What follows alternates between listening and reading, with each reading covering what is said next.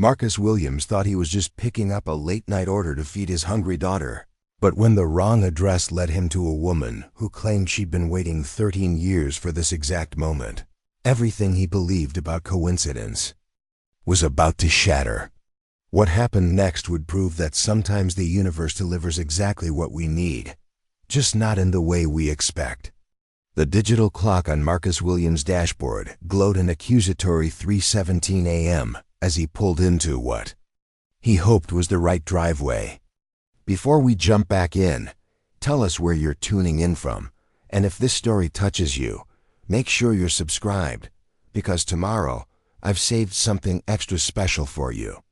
The rain had been coming down in sheets for the past hour, turning the suburban streets of Cedar Hills into a maze of reflected streetlights and barely visible house numbers.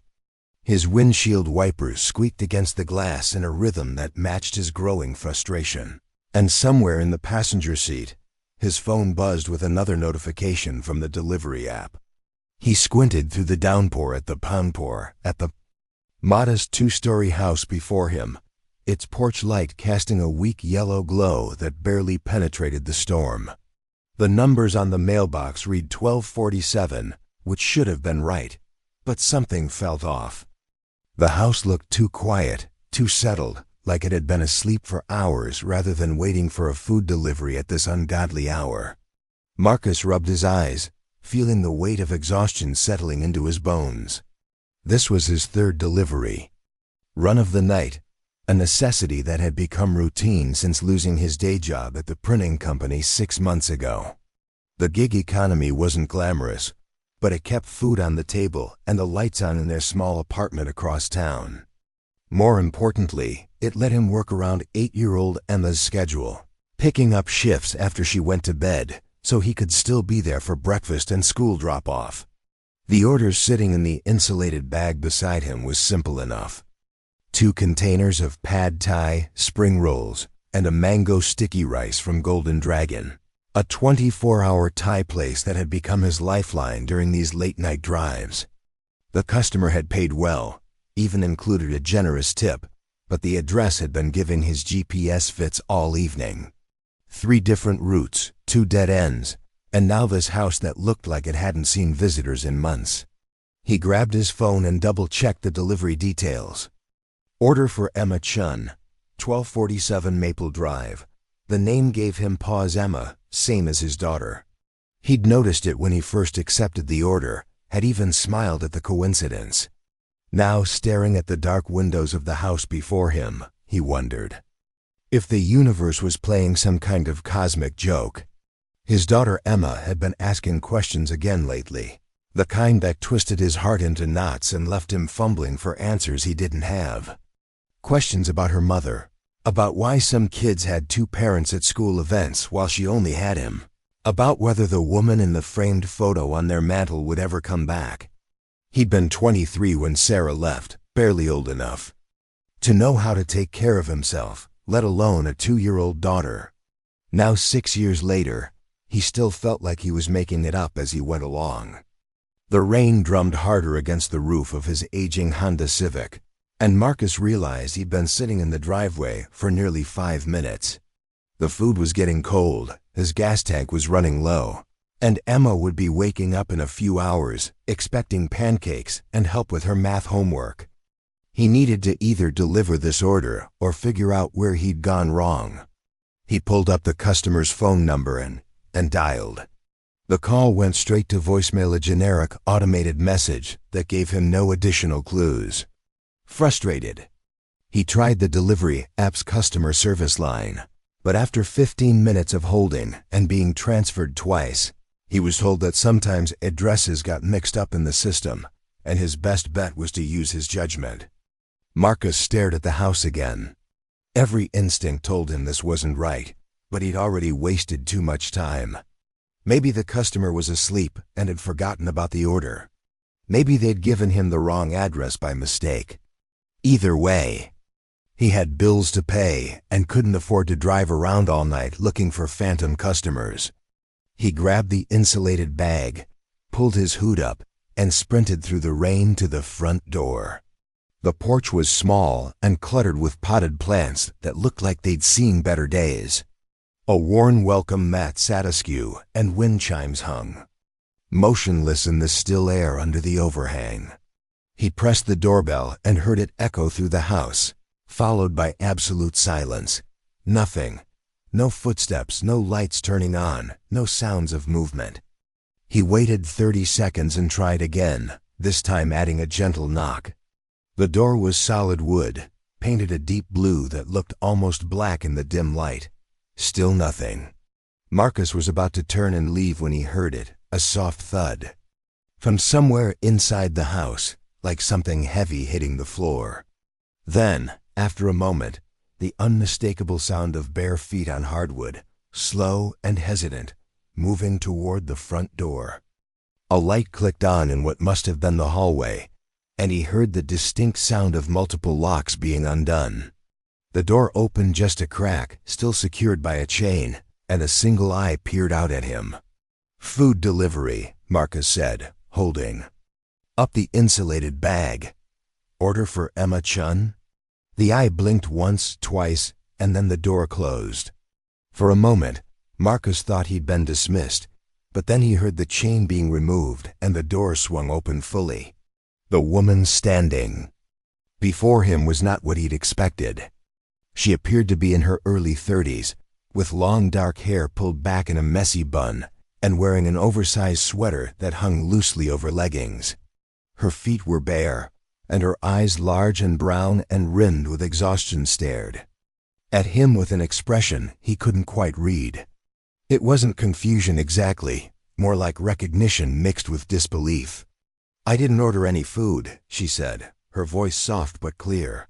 She had a slight accent, something that made her words musical, even in their uncertainty.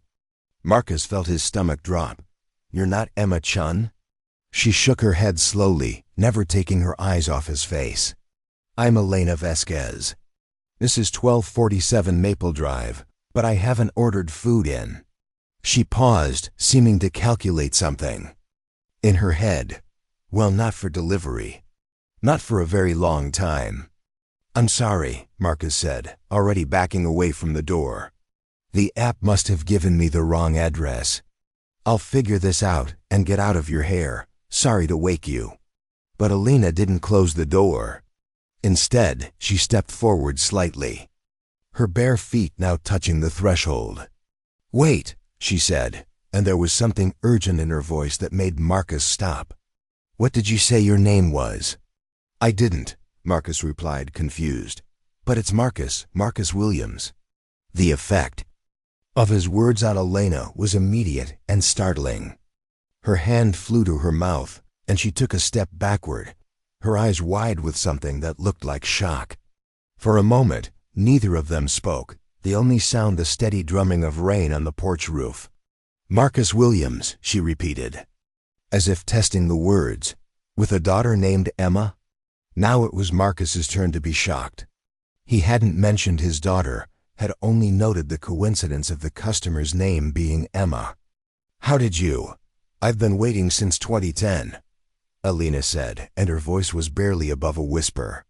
13 years. I knew you'd come back." The words hit Marcus like a physical blow. 2010, the year Sarah left. The year his world fell apart and he'd had to rebuild everything from scratch, learning how to be a father while barely being an adult himself. But he'd never heard of Elena Vasquez, had never been to this house, had no connection to this woman, who was looking at him like she'd seen a ghost. "I think you have me confused with someone else," he said carefully.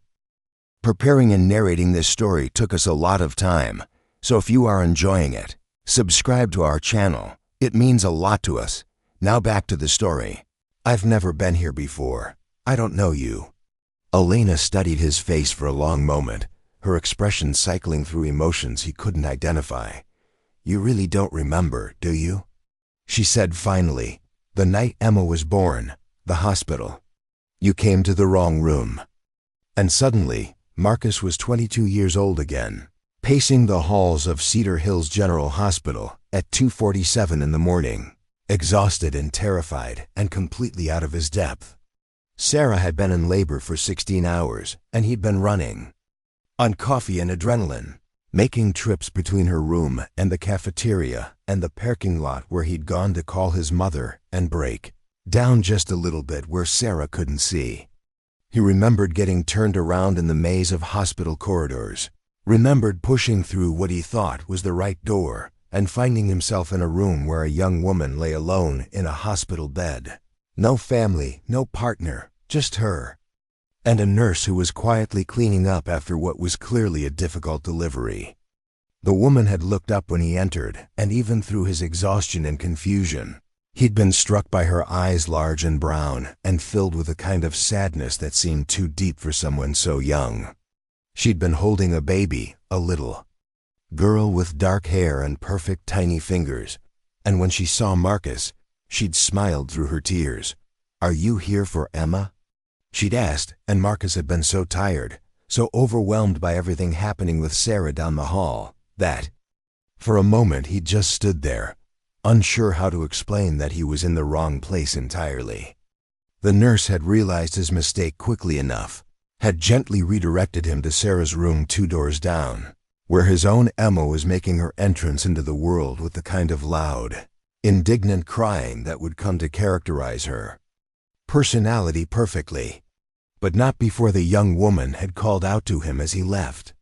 "Wait," she'd said, and when he turned back, she was looking at him with those same brown eyes that were now staring at him from Elena's doorway. "What's your name?" "Marcus," he'd replied automatically. "Marcus Williams." She'd nodded, as if filing the information away somewhere important. "My Emma and your Emma, born on the same night. Maybe that means something." He'd thought about those words many times over the years, especially during the hardest moments of single parenthood when he felt like he was drowning in responsibility and self-doubt. There had been something comforting about the idea that somewhere in the world, another parent was going through the same sleepless nights, the same first steps and first words and first days of school. It had made him feel less alone, even though he'd never expected to see the woman again. But here she was, 13 years later, standing in her doorway at 3:17 in the morning, claiming she'd been waiting for him. "Elena," he said, and the name felt familiar on his tongue. "You named your daughter Emma, too." She nodded, tears now visible in her eyes.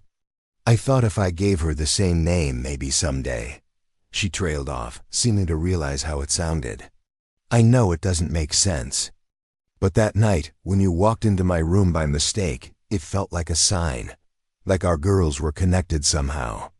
Marcus felt something shift in his chest, a recognition that went deeper than memory. He thought about all the nights he'd driven through these streets, all the deliveries he'd made to houses just like this one, all the wrong turns and missed addresses that had led him to dead ends.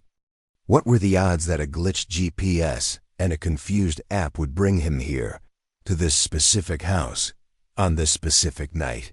"Where is she now?" he asked quietly. "Your Emma?" Elena's face crumpled slightly, and she wrapped her arms around herself. "She's with her grandmother, in Phoenix. Has been for the past 3 years. She took a shaky breath. "I got sick. Really sick, and I couldn't. I wasn't able to take care of her the way she deserved. So I sent her somewhere safe, while I tried to get better." The pain in her voice was raw and unmistakable, and Marcus felt his heart ache for her. He'd had his own struggles as a single parent, but he'd never had to face the possibility of losing Emma entirely. The thought of his daughter being raised by someone else, of missing years of her life, was almost unbearable. "But you're better now?" he asked. Elena nodded, wiping her eyes with the back of her hand. "Mostly. The doctors say I'm in remission. Have been for 8 months now. But Emma..." She paused, struggling with the words.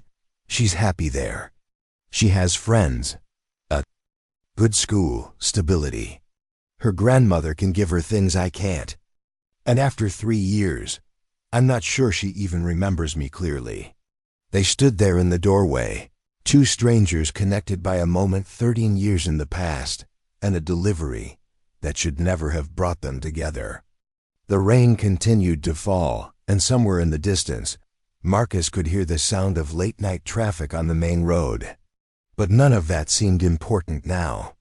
"The food's getting cold," Alina said suddenly, nodding toward the bag in Marcus's hands. Marcus looked down at it, having forgotten entirely about the order that had brought him here.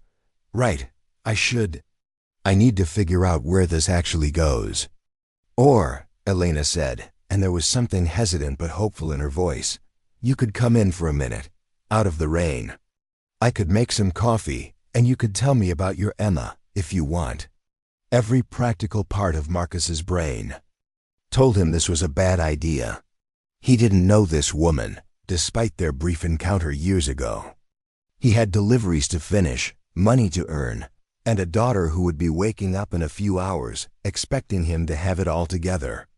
Getting involved in someone else's story was a luxury he couldn't afford. But something in Elena's eyes stopped him from saying no. Maybe it was the recognition of shared struggle, the understanding that came from being a parent trying to do right by a child against impossible odds. Maybe it was simple human loneliness, his own as much as hers. Or maybe it was something deeper, something that had been set in motion the night their daughters were born under the same roof, guided by the same confused father who'd walked into the wrong room at exactly the right moment. "Just for a minute," Marcus said, stepping across the threshold. "And then I really do need to figure out where this food is supposed to go." Alina smiled for the first time since she'd opened the door, and it transformed her entire face.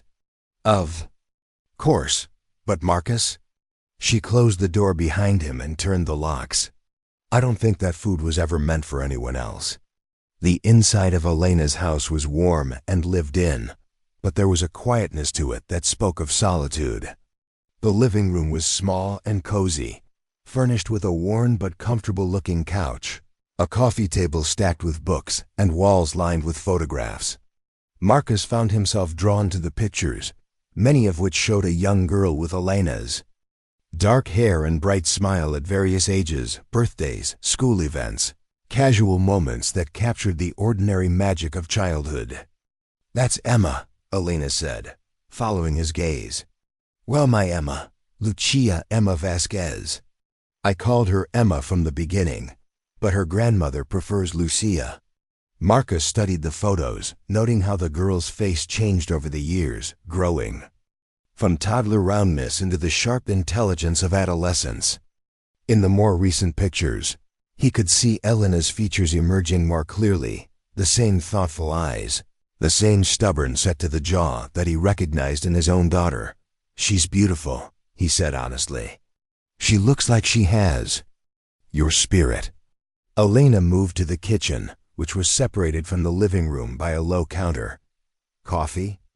I know it's late or early, depending on how you look at it, but I was already awake anyway." "Sure," Marcus said, settling the food delivery bag on the counter. "Do you mind if I ask why?" "The being awake at 3 thing." Elena paused in the act of filling the coffee maker, her shoulders tensing slightly. "Insomnia. It's been a problem since." She gestured vaguely. "Since everything. Some nights I sleep fine, others I just lie there thinking about all the ways I failed as a mother." The honesty in her admission caught Marcus off guard. In his experience, most people, especially people he just met, tended to keep their struggles closer to the vest. But there was something about the late hour, the strange circumstances, and the shared understanding between them that seemed to strip away the usual social pretenses. "I know that feeling," he said quietly. "The failure part, I mean. Some nights I lie awake wondering if Emma would be better off with her mother, even though her mother walked out when she was 2 and hasn't looked back since." Elena turned to face him, leaning against the counter while the coffee brewed. "What happened, if you don't mind me asking?" Marcus had told this story before, to teachers and babysitters and the occasional well-meaning parent at school events, but always in the abbreviated version that focused on logistics rather than emotion. Somehow, talking to Alina felt different. Sarah was young, he began. We both were. 22 and completely unprepared for parenthood. We'd only been together about a year when she got pregnant, and I think we both thought we could figure it out as we went along. But after Emma was born, Sarah started having what I now realize was probably postpartum depression. She couldn't sleep, couldn't eat, couldn't connect with the baby. I thought it would get better with time. The coffee maker gurgled to life, filling the kitchen with the rich aroma of fresh brew. Elena pulled 2 mugs from a cabinet, her movements careful and deliberate. Instead, it got worse, Marcus continued. She started staying out later and later, sometimes not coming home at all. I'd wake up in the morning and find Emma crying in her crib while Sarah slept off whatever she'd done the night before. I tried to get her help, but she insisted she was fine, that I was overreacting. Elena poured coffee into both mugs, adding sugar to hers and leaving Marcus's black. She slid one across the counter to him, their fingers brushing briefly as he accepted it. One morning I woke up and she was just gone, Marcus said, wrapping his hands around the warm mug. Left a note saying she couldn't do it anymore, that Emma deserved better than a mother who resented her existence. I haven't heard from her since. I'm sorry, Elena said, and the simple words carried more weight than any of the platitudes he'd heard over the years. What about Emma's father? Marcus asked. Your Emma, I mean. Elena's expression darkened slightly. He was never in the picture. One night stand with someone I met at a college party. I was 21 and stupid and thought I was in love after knowing him for 3 hours. She laughed bitterly. I didn't even know his last name. When I found out I was pregnant, I tried to track him down through mutual friends, but he'd apparently given me a fake name. Or maybe he just didn't want to be found. So you did it alone from the beginning. I tried to, Elena said. But being a single mother is hard enough when you're healthy. When you're sick, she trailed off, staring into her coffee. I have lupus. It's an autoimmune disorder that affects different people in different ways. For me, it means chronic fatigue, joint pain, and unpredictable flares that can knock me flat for weeks at a time. I was diagnosed when Emma was 5, and for a few years I managed to keep it under control with medication and careful planning. Marcus found himself thinking about all the times he'd felt overwhelmed by single parenthood. All the nights when Emma had been sick or scared, and he'd wished desperately for another adult to share the burden. He couldn't imagine doing it while battling a chronic illness. But when Emma was 8, I had a really bad flare, Elena continued. I was hospitalized for 2 weeks, and Emma had to stay with neighbors who barely knew her. When I got out, I realized I couldn't keep pretending that willpower alone was enough to make me the mother she needed. So I called my mother-in-law, my ex-mother-in-law, I guess. Emma's grandmother on her father's side. Rosa had been asking to spend more time with Emma for years, and she offered to take her for the summer while I got back on my feet. But the summer turned into 3 years, Marcus said gently. Elena nodded, tears threatening again. At first, it was supposed to be temporary. Just until I found the right treatment, until I could prove to myself and to Emma that I was stable. But every time I thought about bringing her back, something would happen. Another flare, or a medication change, or just the crushing realization that Rosa could give Emma things I couldn't: stability. A nice house, a good school district, extended family nearby. But you're better now, Marcus said, echoing his earlier question. Physically, yes.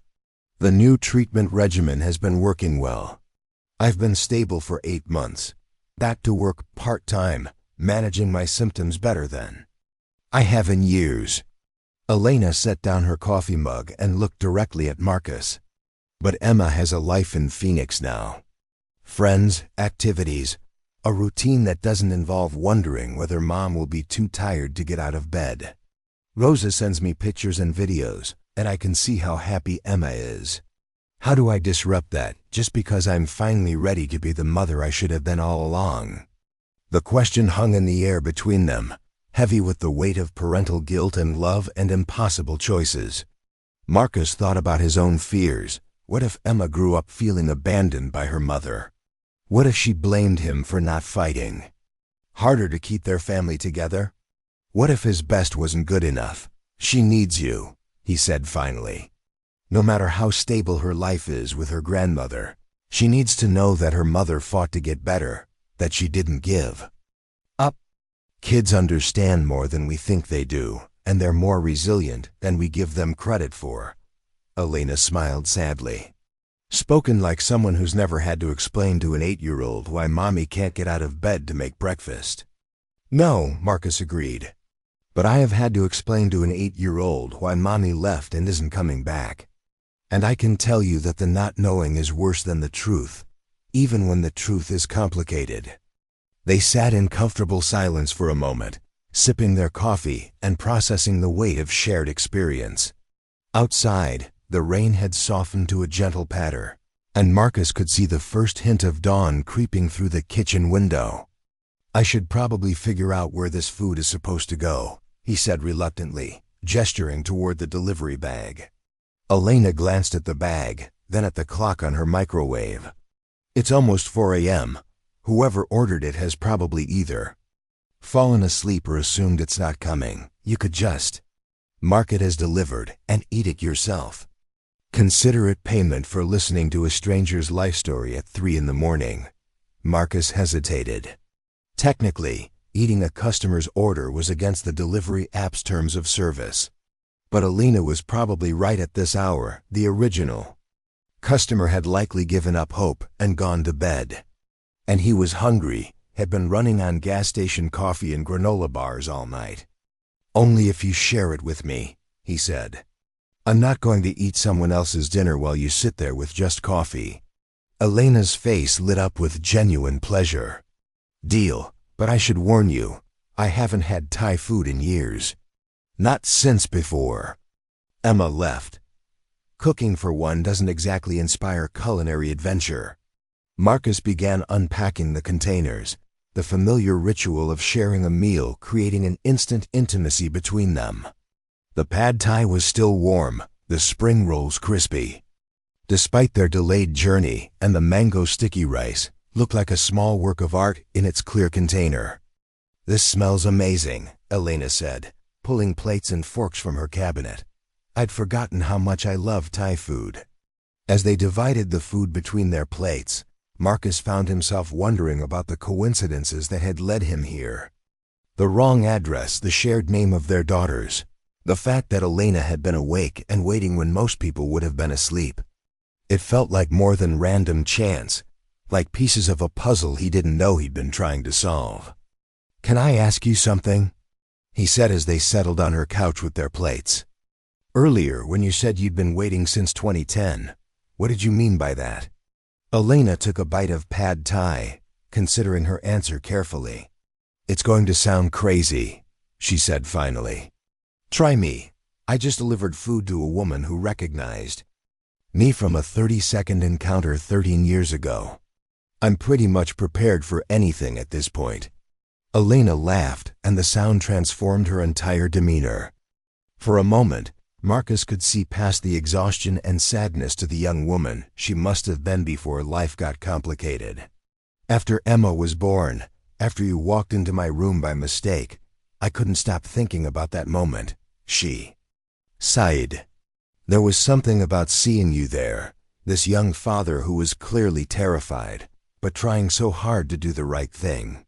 And when you told me your name, and I realized both our daughters were going to be called Emma, it felt like a sign. A sign of what? Elena set down her fork and turned to face him fully. This is where it gets crazy. But I started having dreams about you. Not romantic dreams, she added quickly, seeing his expression.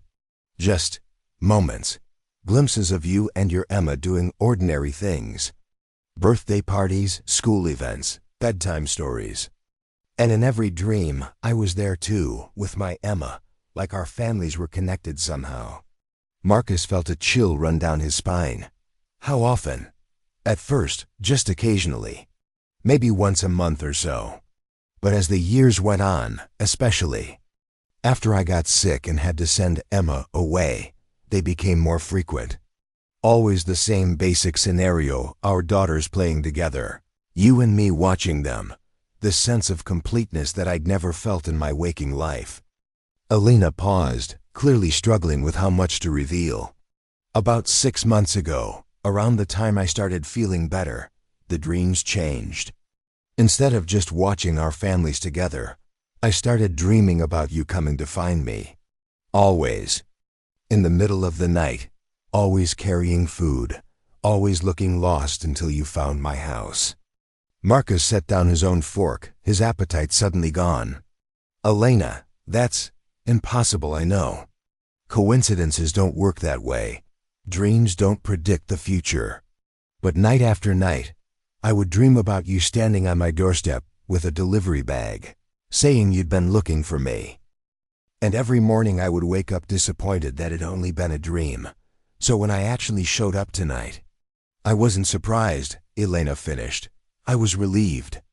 Like I'd been holding my breath for 13 years and could finally exhale. They sat in silence, the weight of Elena's revelation settling between them. Marcus found himself thinking about all the nights over the past few months when he'd felt an inexplicable urge to drive through neighborhoods he'd never visited, taking delivery orders to areas of town he'd normally avoid. He'd chalked it up to restlessness, to the stress of making ends meet as a single father in an expensive city. But what if it had been something else? What if he'd been unconsciously searching for something or someone without even realizing? I know how it sounds, Elena said quietly. I know it doesn't make logical sense. But Marcus, when you knocked on my door tonight, it felt like coming home. Marcus looked at her, really looked at her, and saw something in her eyes that made his chest tight. It wasn't desperation or delusion, or the kind of manufactured connection that sometimes springs up between lonely people in the dark hours of the morning. It was recognition, pure and simple, as if his soul had been walking around incomplete and had finally found its missing piece. I felt it too, he admitted. Not the dreams, but something. Like I've been driving toward this moment for months without knowing where I was going. Elena reached across the space between them and took his hand. Her fingers were warm and slightly calloused, and when she touched him, Marcus felt a jolt of electricity that had nothing to do with attraction and everything to do with rightness. What happens now? She asked. Marcus looked down at their joined hands, then back up at her face. I don't know, he said honestly. This is all new territory for me, but Elena, I don't think this was an accident. Outside, the rain had stopped entirely, and the first real light of dawn was beginning to filter through the windows. Somewhere across town, Marcus's Emma was probably still fast asleep, unaware that her father's life had just taken an unexpected turn. And somewhere in Phoenix, Elena's Emma was probably getting ready for school, equally unaware that the mother she remembered was finally ready to fight for their future together. But in Elena's living room, two adults who had been carrying the weight of single parenthood for years sat holding hands and sharing a meal that was never meant for them, wondering if sometimes the universe really did deliver exactly what people needed, just not in the way they expected. I have to ask, Marcus said, breaking the comfortable silence. What made you so sure I would come? I mean, even if you were having dreams, what made you think they meant anything? Elena smiled, expression that was both sad and hopeful. Because 13 years ago, when you walked into my hospital room by mistake, you didn't just leave. When you realized your error, you stayed for a minute. You asked if I was okay, if I needed anything. Most people would have just apologized and backed out, but you saw that I was alone and you cared enough to check on me. Marcus had a dim memory of that moment, the young woman in the hospital bed, the baby in her arms, the overwhelming sense that someone should be taking care of them. He'd been dealing with his own crisis, his own fears about becoming a father, but something about her situation had touched him. "I remember thinking that no one should have to go through that alone," he said. "Exactly.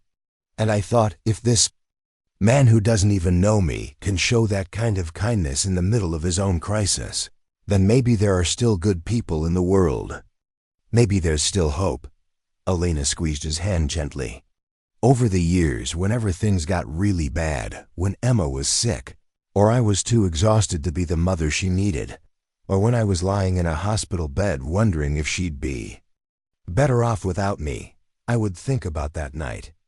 About you checking on a stranger just because it was the right thing to do. It kept me going when nothing else could." The simplicity of it hit Marcus like a punch to the chest. All these years, he'd been so focused on his failures as a father, on all the ways he felt inadequate compared to families with two parents and stable incomes and clear roadmaps for success. He'd never considered that a single moment of basic human decency could carry so much weight for someone else. "I'm not a hero, Elena," he said quietly. "I'm just a guy who's been making it up as I go along for the past 13 years. "That's what makes you a hero," she replied. "Heroes aren't people who have all the answers. They're people who keep showing up even when they don't know what they're doing." Marcus felt tears threatening for the first time in months. When was the last time someone had seen him not as Emma's father or as a service provider or as someone who needed to have everything figured out, but simply as a person worthy of recognition and respect? "What about you?" he asked. "It sounds like you've been showing up too, even when everything was falling apart." Elena's smile was watery but genuine. "We've both been doing the best we can with impossible situations. Maybe that's enough." "Maybe. That's more than enough." As the morning light grew stronger, Marcus found himself thinking about Emma, his Emma, and what she would make of this strange turn of events. She'd been asking more questions lately about family, about why some of her friends had siblings and extended relatives, while their household consisted of just the two of them. He'd never known how to explain that sometimes families came in different shapes, that love wasn't measured by the number of people around the dinner table. "Tell me about your Emma," Elena said, as if reading his thoughts. "What's she like?" Marcus felt his face light up the way it always did when he talked about his daughter. "She's everything. Smart as a whip, stubborn as a mule, funny in ways that catch me completely off guard. She's got Sarah's blonde hair but my brown eyes, and she's tall for her age, all elbows and knees and boundless energy." He pulled out his phone and scrolled through his photos, finding a recent picture of Emma at her school's science fair, standing proudly next to a volcano that had successfully erupted on command. "She loves science," he continued, showing Elena the photo. "Wants to be a marine biologist when she grows up, so we spend a lot of weekends at the aquarium. She can tell you more about jellyfish reproduction than most adults know about their own jobs." Elena studied the picture with the careful attention of someone who understood the weight of these shared moments. "She has kind eyes," she said, "like her father. She's also incredibly independent," Marcus said, swiping to another photo of Emma building an elaborate fort out of couch cushions and kitchen chairs. "Sometimes I think she takes care of me more than I take care of her. She's the one who reminds me to eat breakfast and helps me match my socks and listens patiently when I'm stressed about work. That's a lot of responsibility for an 8-year-old. Elena observed gently. Marcus felt the familiar pang of guilt that came with single parenting. "I try not to lean on her too much, but sometimes it's hard to know where the line is. She's my only family, and I'm hers. We're a team by necessity." "There's nothing wrong with being a team," Elena said. "My Emma Lucia was the same way before I got sick. She would remind me to take my medications, help me organize my pills for the week, even learn to make simple meals when I was too tired to cook." The morning light streaming through Elena's kitchen window felt different than any dawn Marcus had experienced in years. He found himself reluctant to leave, even as his phone buzzed with notifications from the delivery app asking him to confirm his status. The practical part of his mind knew he needed to get home, needed to prepare for another day of juggling work and parenting, but something deeper kept him rooted to Elena's couch. "I should probably head home soon," he said, though he made no move to get up. "Emma will be awake in a couple of hours, and she gets anxious if I'm not there when she wakes up." Elena nodded understanding, but he caught the flicker of disappointment in her eyes. "Of course, you have responsibilities, a life." "So do you," Marcus said quietly. "And maybe it's time you started believing that includes your daughter." The words hung between them, heavier than either had intended. Elena looked down at her hands, still wrapped around her now empty coffee mug, and Marcus could see her wrestling with something internal. "I've been thinking about calling her," Elena admitted. "Rosa sends me videos sometimes, little clips of Emma Lucia doing normal kid things. Last week it was her performing in a school play. She played a tree in some environmental awareness production, and she was so serious about it, standing perfectly still with her arms spread wide like branches."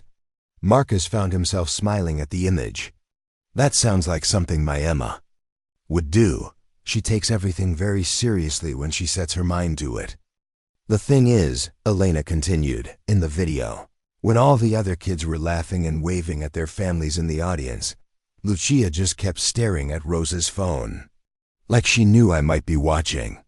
And for just a second, she smiled and whispered something I couldn't quite hear."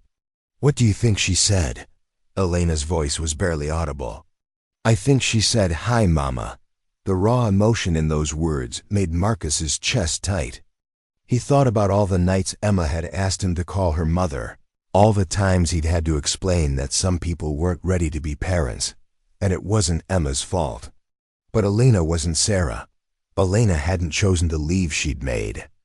An impossible decision to protect her daughter when she couldn't protect herself. "Have you thought about visiting?" Marcus asked. "Just to see her, even if you're not ready to discuss her coming back?" Elena laughed, but there was no humor in it. "I've bought plane tickets to Phoenix 4 different times in the past 6 months. 4 times I've gotten as far as the airport parking lot before turning around and coming home."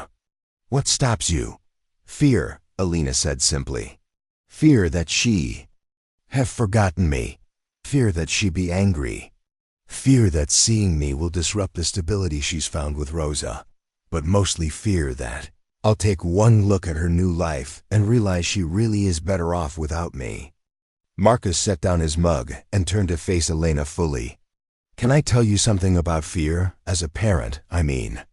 She nodded. "Fear is basically the background soundtrack of being a parent. Fear that you're screwing up. Fear that you're not enough. Fear that the person you love most in the world will be hurt by your inadequacies. But the thing I've learned over the past 6 years is that kids don't need perfect parents. They need present parents. They need to know that someone is fighting for them, even when the fight is messy and uncertain." Elena looked at him with something that might have been hope. "You really think she needs me?" "I think she needs to know that her mother got better. That her mother chose healing not just for herself, but for the possibility of being reunited with her daughter. And I think you need to know that you're brave enough to face whatever comes next." They sat in comfortable silence as the sun climbed higher, painting Elena's living room in shades of gold and amber. Marcus found himself studying the photographs on her walls again, noting the progression of a little girl growing up in glimpses. And he wondered what his own walls would look like to a stranger. Pictures of Emma at various ages, yes, but also a lot of empty spaces where a partner might have contributed memories, where extended family might have filled in the gaps. What if? Elena started, then stopped, seeming to reconsider her words. What if what? What if this isn't just about coincidence? What if there's a reason you ended up here tonight, beyond just a wrong address? Marcus had been wondering the same thing, but hearing Elena's voice it made the possibility feel more real. What kind of reason? Elena stood up and walked to one of the photo collages on her wall, touching the frame of a picture that showed her Emma blowing out candles on what looked like a 5th birthday cake. My grandmother used to say that the universe has a way of bringing people together when they need each other most. She called it destiny. But not the kind of destiny where everything is predetermined. The kind where opportunities present themselves and it's up to us to recognize them and act. And you think this is one of those opportunities? Elena turned back to him, her expression serious but not desperate. I think 2 single parents who've been carrying their burdens alone for years don't end up sharing Thai food at dawn by accident. I think sometimes the universe puts people in each other's paths because they have something to offer each other. Marcus felt something shift in his chest, a loosening of a tension he hadn't realized he'd been carrying. For so long, his entire identity had been wrapped up in being Emma's father, in being the sole provider and protector and emotional support system for another human being. The idea that he might also be worthy of support, of partnership, of connection that existed separate from his role as a parent, was both thrilling and terrifying. What are you suggesting? He asked carefully. Elena walked back to the couch, but didn't sit down. Instead, she stood in front of him, her hands clasped nervously in front of her. I'm suggesting that maybe we don't have to figure this out alone anymore. I'm suggesting that maybe 2 people who understand the challenges of single parenting might be able to help each other navigate what comes next. You mean like friends? I mean like whatever feels right, Elena said. Maybe friends, maybe more than friends, eventually. Maybe just 2 people who check in on each other and make sure neither of us disappears into the isolation that single parenting can create. Marcus stood up as well, suddenly needing to be at eye level with her for this conversation. Elena, I need you to know that I'm not looking for someone to help me raise Emma. She's my responsibility, and I don't want you to feel like I'm trying to recruit you as a co-parent or a replacement mother figure. Elena smiled, and for the first time since he'd met her, it reached her eyes completely.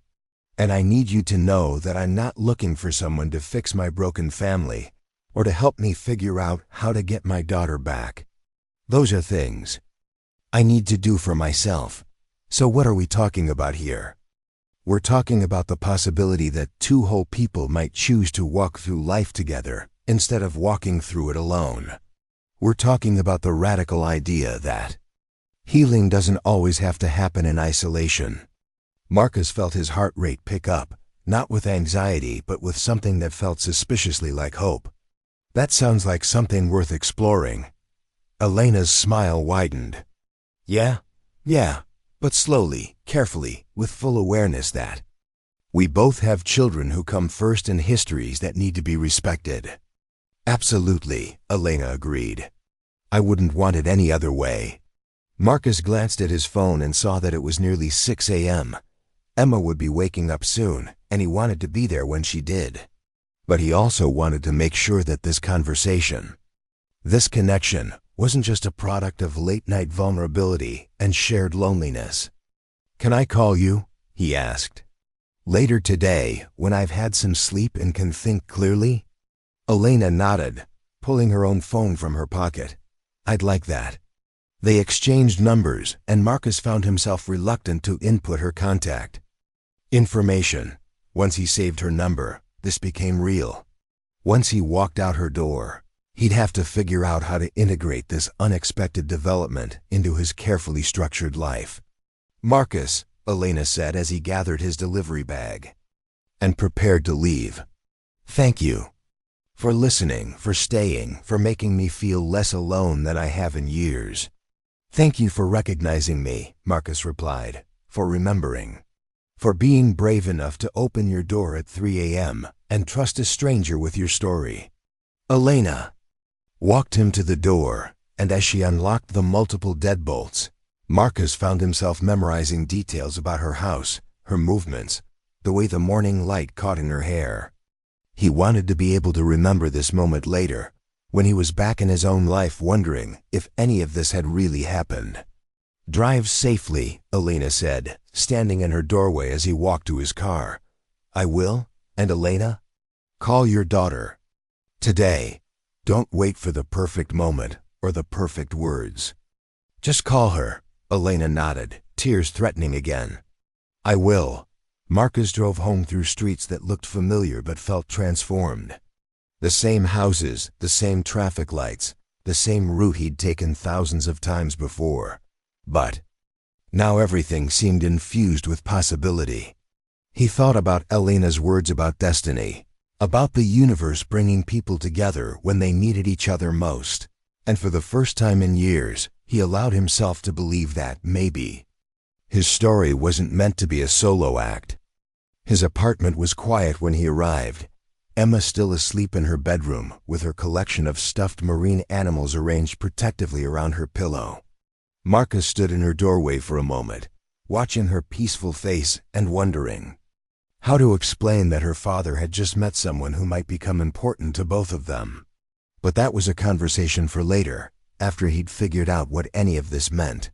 He took a shower, letting the hot water wash away the exhaustion of the night shift and the emotional intensity of the morning.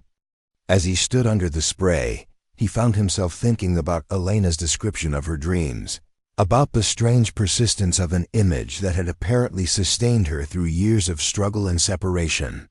He'd never been a person who believed in signs or fate or cosmic intervention, but he couldn't deny that something extraordinary had happened in that house. When he emerged from the bathroom, Emma was awake, sitting at their small kitchen table with a bowl of cereal and a book about octopuses. She looked up when she heard him, her brown eyes so much like his own, bright with curiosity. "You're home late," she observed. "Was it a busy night?" Marcus poured himself a glass of orange juice and sat down across from her. "Something like that. How did you sleep?" "Good. I dreamed about jellyfish again. The kind that glow in the dark." Emma took a spoonful of cereal, then fixed him with the direct stare that usually meant she was working up to an important question. "Dad, do you ever think about what it would be like if we had more family?" The question hit him like a physical blow, not because it was unexpected. Emma had been circling this topic for months, but because of the timing. "What do you mean, sweetheart?" "Like, some of my friends have grandparents or aunts and uncles or cousins. Some of them have both parents. I know Mom isn't coming back," she added quickly, and Marcus's heart ached at how matter-of-factly she stated this painful truth. "But sometimes I wonder what it would be like to have more people who loved us." Marcus set down his juice glass, buying himself time to think. How much should he tell her about Elena? How much was appropriate for an 8-year-old to process? How much was he ready to commit to himself? "I think about it sometimes," he said carefully. "Family can look like a lot of different things. Sometimes it's people you're related to. Sometimes it's people you choose to love and who choose to love you back." Emma nodded seriously. "Like how Mrs. Patterson next door checks on us when you're working late, even though she's not really. Our grandmother? Exactly like that. Why are you thinking about this today?" Emma shrugged, the casual gesture that masked deeper thoughts. "I don't know. Sometimes I just wonder if there are other people out there who might want to be part of our family. Not to replace anyone," she added quickly, "but just to make it bigger." Marcus felt his throat tighten with emotion. His daughter, at 8 years old, was essentially asking the same question he'd been grappling with all morning: whether it was possible to expand their tight circle of 2 without compromising the security they'd built together. "That's a beautiful way to think about it," he said. "And yes, I think there might be people out there who would be lucky to know us." Emma smiled, satisfied with his answer, and returned to her book. But Marcus could see her processing the conversation, filing it away in whatever internal system she used to make sense of the adult world and her place in it.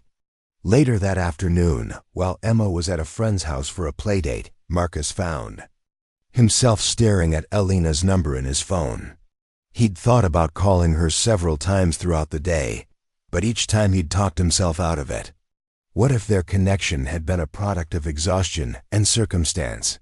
What if she'd changed her mind about wanting to stay in touch? What if he called and discovered that the woman who'd seemed so genuine and grounded in the early morning hours was actually unstable or desperate in ways he hadn't recognized?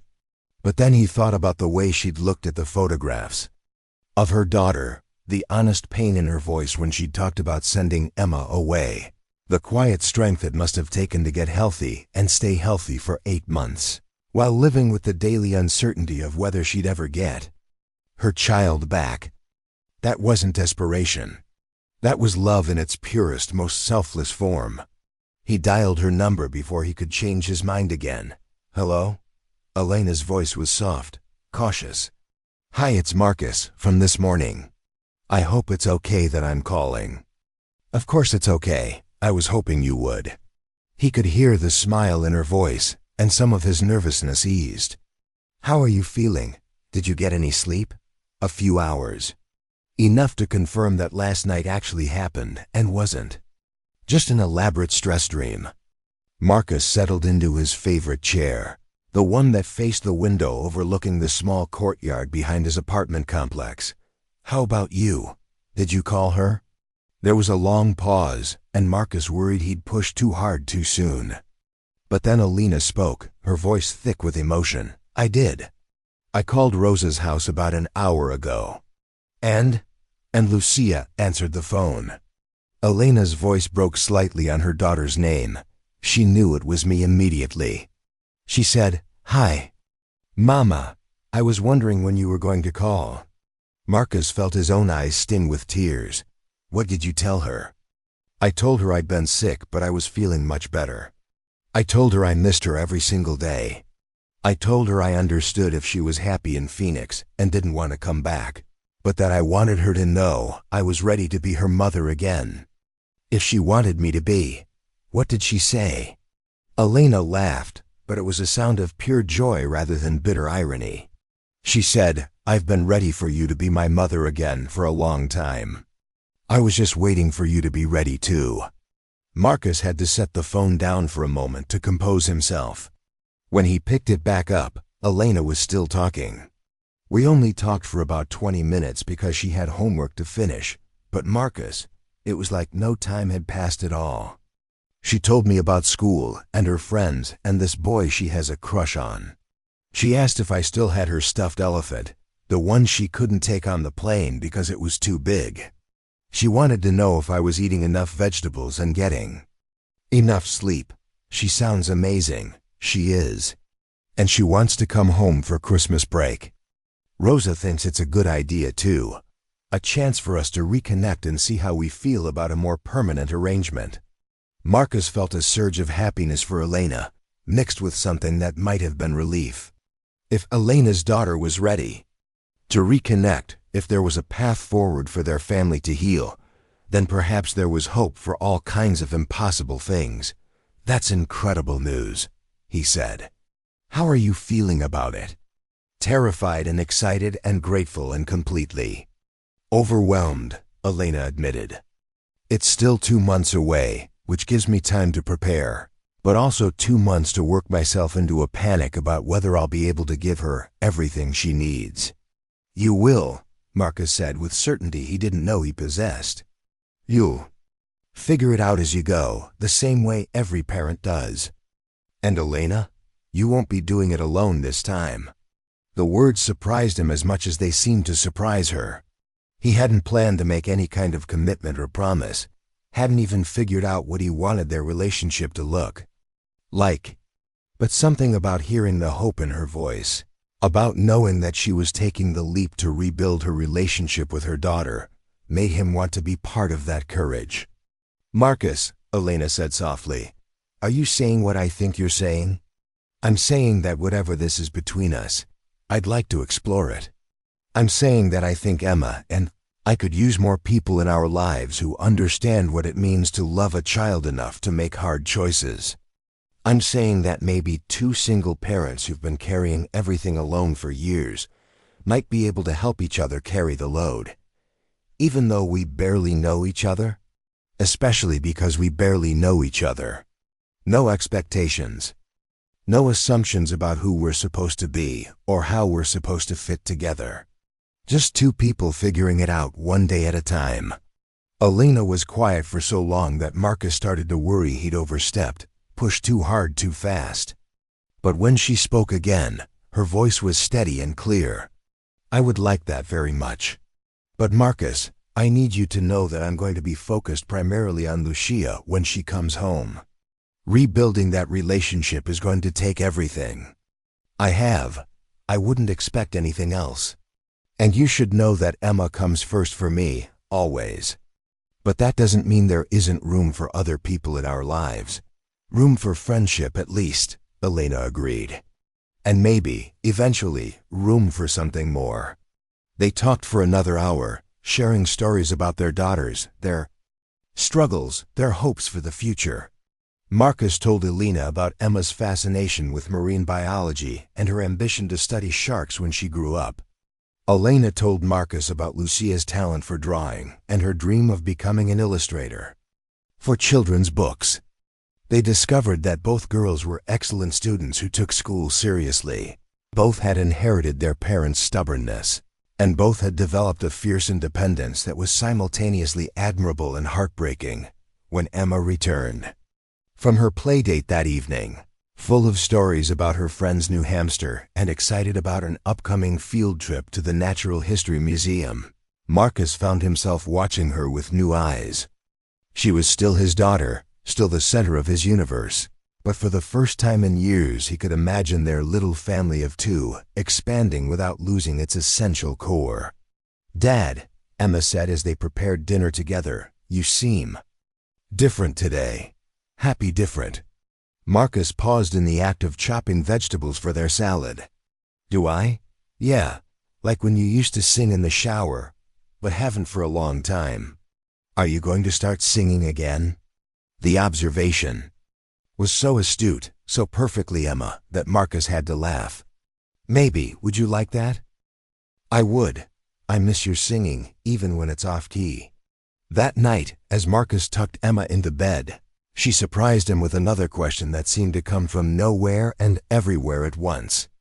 "Dad, if we met someone who needed a family, would we share ours?" Marcus sat down on the edge of her bed, recognizing the careful way she'd phrased the question. "What do you mean, sweetheart? Like, if there was a mom and daughter who didn't have anyone else, and we didn't have anyone else, could we all be a family together?" Marcus felt his breath catch. "Is that something you've been thinking about?" Emma nodded solemnly. "Sometimes. Not like a replacement family, but like an addition family. Like how when you add more instruments to a song, it doesn't make the original instruments less important. It just makes the whole song more beautiful." The metaphor was so perfect, so exactly what Marcus had been trying to articulate to himself all day, that he had to blink back tears. That's a very wise way to think about it. And yes, if we met people who needed a family and who could be good additions to ours, I think we could share. Emma smiled and settled deeper into her pillows. "Good, because I think it would be nice to have more people to love." As Marcus turned off her light and closed her door, he realized that his 8-year-old daughter had just given him permission for something he'd been afraid to want. Emma wasn't just open to the possibility of expanding their family, she was actively hoping for it.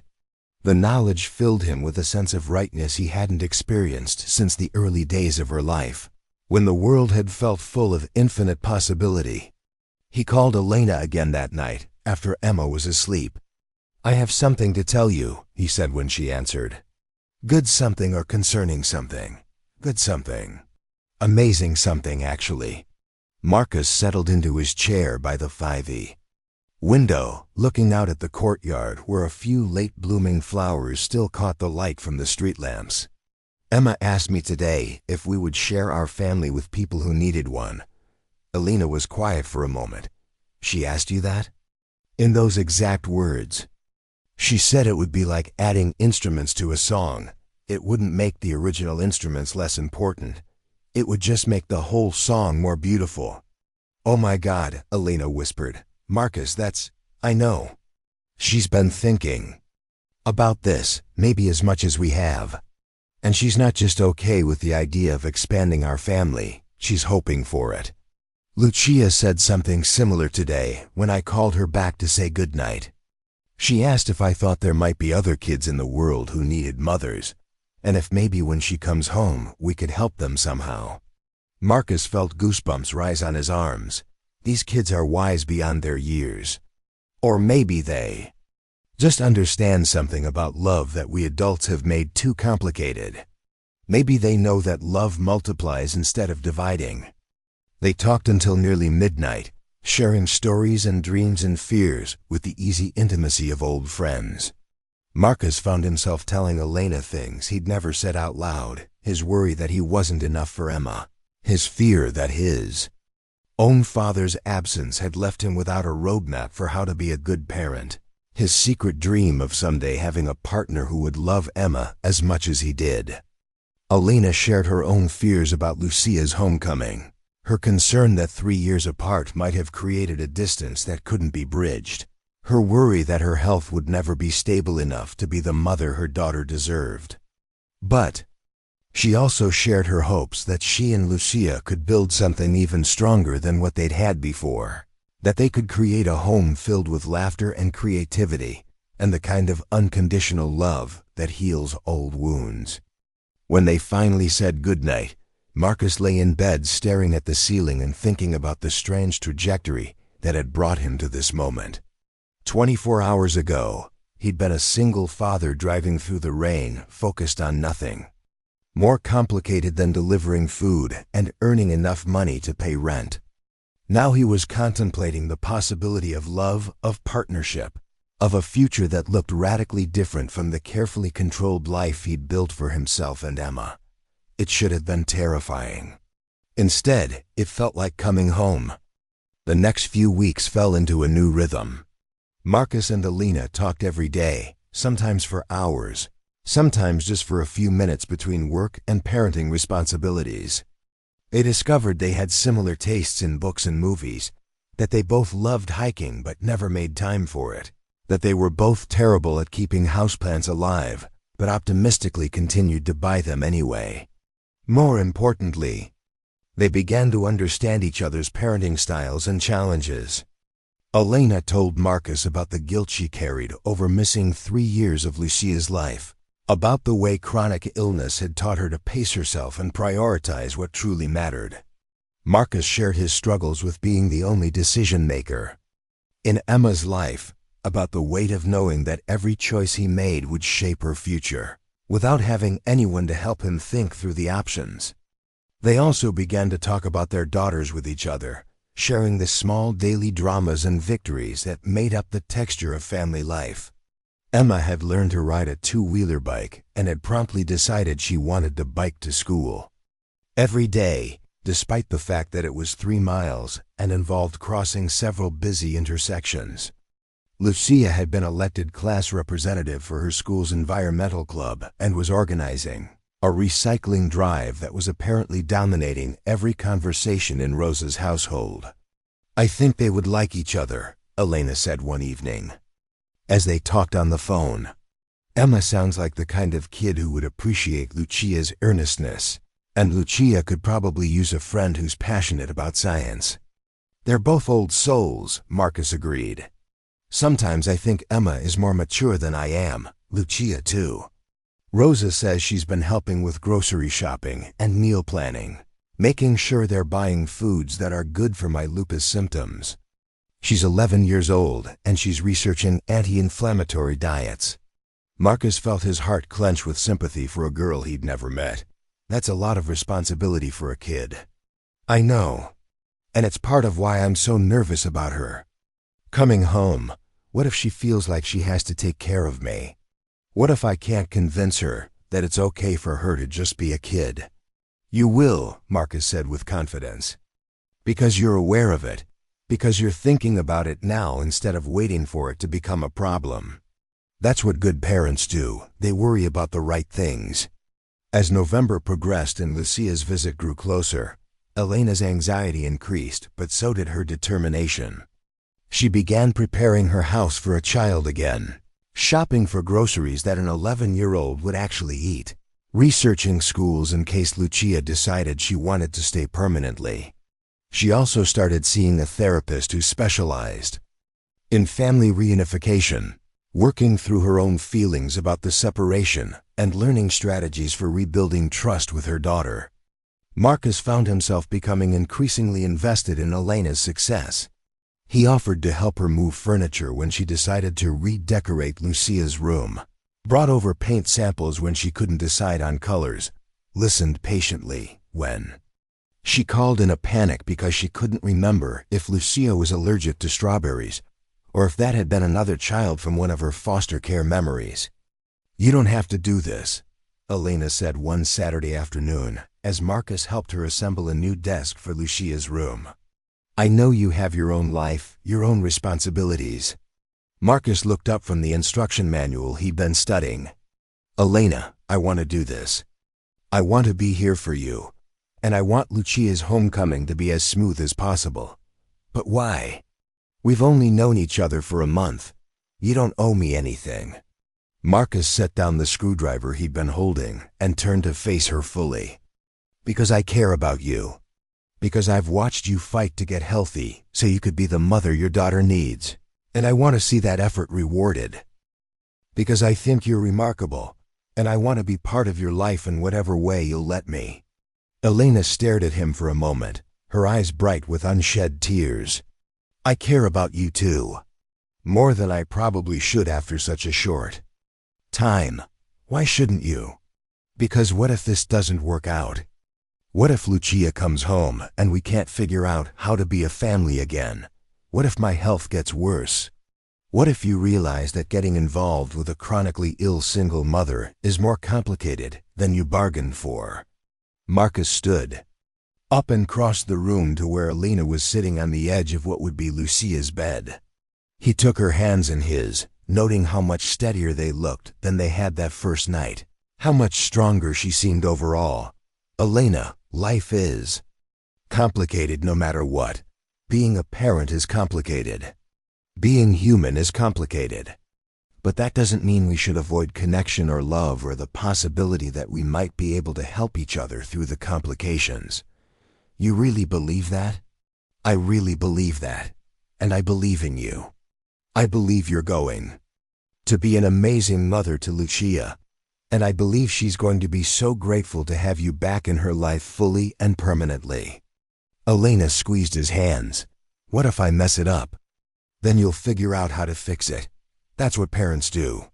We mess up, we apologize, we learn, we do better next time. The fact that you're worried about messing up probably means you won't." That evening, as they finished setting up Lucia's room, Marcus felt a deep sense of satisfaction that had nothing to do with completing a task and everything to do with being useful to someone he cared about. The room looked perfect, bright and welcoming without being overwhelming. Clearly prepared for a child, but respectful of the fact that Lucia was almost a teenager with her own tastes and opinions. "She's going to love it," Marcus said, standing in the doorway and surveying their work. Elena nodded, but he could see the anxiety still lingering in her expression. "2 more weeks, she said quietly. 2 more weeks, Marcus agreed. "And then everything changes again." "Are you ready for that?" Elena asked. "For our lives to get more complicated?" Marcus thought about Emma, asleep in her own bed across town, probably dreaming about marine biology or her upcoming science project or the new book series she discovered. He thought about the careful routine they'd built together, the security of their little family of 2, the way he'd learned to be everything she needed without having to consider anyone else's feelings or opinions or needs. Then he thought about Elena, about the way her face lit up when she talked about Lucia, about the quiet strength she'd shown in fighting her way back to health, about the possibility that love didn't have to be a limited resource hoarded and protected, but could instead be something that grew stronger when shared. "I'm ready," he said, and meant it completely. The phone call came at 11:47 p.m. on a Tuesday, 3 days before Lucia was scheduled to arrive. Marcus was finishing up his last delivery of the night when his phone buzzed with Elena's contact information. Her voice was tight with panic when he answered. "Marcus, I'm at the hospital." His heart immediately jumped to his throat. "What happened? Are you okay?" "I'm fine. It's not me. It's Emma." Elena's voice cracked on his daughter's name, and for a moment, Marcus couldn't process what she was saying. Emma was at home, asleep in her bed. Emma was safe. "You're Emma," Elena clarified quickly, seeming to realize his confusion. "Lucia. She's in the emergency room in Phoenix. Rosa called me an hour ago." Marcus pulled over into the nearest parking lot, his hands shaking as he tried to focus on Elena's words. "What happened to her?" "Appendicitis. They caught it early," Rosa said, "but she needs surgery tonight. The doctors say it's routine, that she should be fine, but—" Elena's voice dissolved into tears. Marcus felt a strange combination of relief and sympathy wash over him. Relief that it wasn't his Emma, guilt for feeling relieved, and a deep ache for Elena and the daughter she'd been preparing to see in just 3 days. "Where are you now?" he asked. "Sitting in my car in the hospital parking lot here." "I know. It doesn't make sense, but I couldn't just stay home. I needed to be somewhere medical, somewhere that felt connected to where she is." Marcus looked at his delivery bag, at the GPS telling him he had 2 more orders to complete before his shift ended. Without hesitation, he marked himself offline and started driving toward Elena. "I'm coming to get you," he said. "You shouldn't be alone right now. You don't have to do that. It's late, and Emma is at Mrs. Patterson's for the night. I'll call her and let her know I might be a little later picking Emma up tomorrow. Elena, you don't have to go through this by yourself." When Marcus arrived at the hospital, he found Elena sitting in her car with her phone pressed to her ear, tears streaming down her face. She was talking to someone in rapid Spanish, her voice alternating between desperate questions and what sounded like prayers. He knocked gently on her window, and when she looked up and saw him, the relief in her eyes was immediate and profound. She ended her call and got out of the car, falling into his arms without hesitation. Marcus held her as she sobbed against his chest, thinking about how many times over the past 8 years he'd wished for someone to hold him when the weight of single parenting became too much to bear alone. "Rosa says the surgery went well," Elena said when she could speak again. "Lucia is in recovery. The appendix hadn't ruptured, so there shouldn't be any complications. She needs to stay in the hospital for a few days, but she should be completely fine." "That's good news," Marcus said, rubbing her back gently. "That's really good news. But she can't travel for at least 2 weeks, maybe longer. Christmas." Elena pulled back to look at Marcus, her face devastated. "She was supposed to come home for Christmas. We were going to have our first Christmas together in 3 years. Marcus felt his heart break for her. He'd watched Elena prepare for Lucia's visit with a mixture of excitement and terror that reminded him of his own feelings before Emma's first day of school, her first sleepover, her first time riding the bus alone. Every milestone that required him to trust that the world would take care of his child in his absence. But this was bigger. This was Elena's chance to prove to herself and to Lucia that she could be the mother her daughter needed. "There will be other Christmases," Marcus said gently. "Will there?" Elena asked, her voice small. "What if this is a sign? What if the universe is telling me that I'm not ready, that I'm fooling myself into thinking I can handle having her back?" Marcus took Elena's face in his hands, making her look at him. "Elena, listen to me. Your daughter's appendix becoming inflamed has nothing to do with your readiness to be her mother. Sometimes medical emergencies just happen. They don't mean anything except that Lucia needs surgery and time to recover." "But the timing sucks," Marcus agreed. "It's heartbreaking and frustrating and completely unfair. But it doesn't change the fact that Lucia wants to come home to you. It doesn't change the fact that you've worked incredibly hard to get to this point. It just means you have to wait a little longer. Elena leaned into his touch, closing her eyes. I'm so scared, Marcus. What if something goes wrong with the surgery? What if there are complications? What if she needs me and I'm not there? Rosa is there. The doctors are there.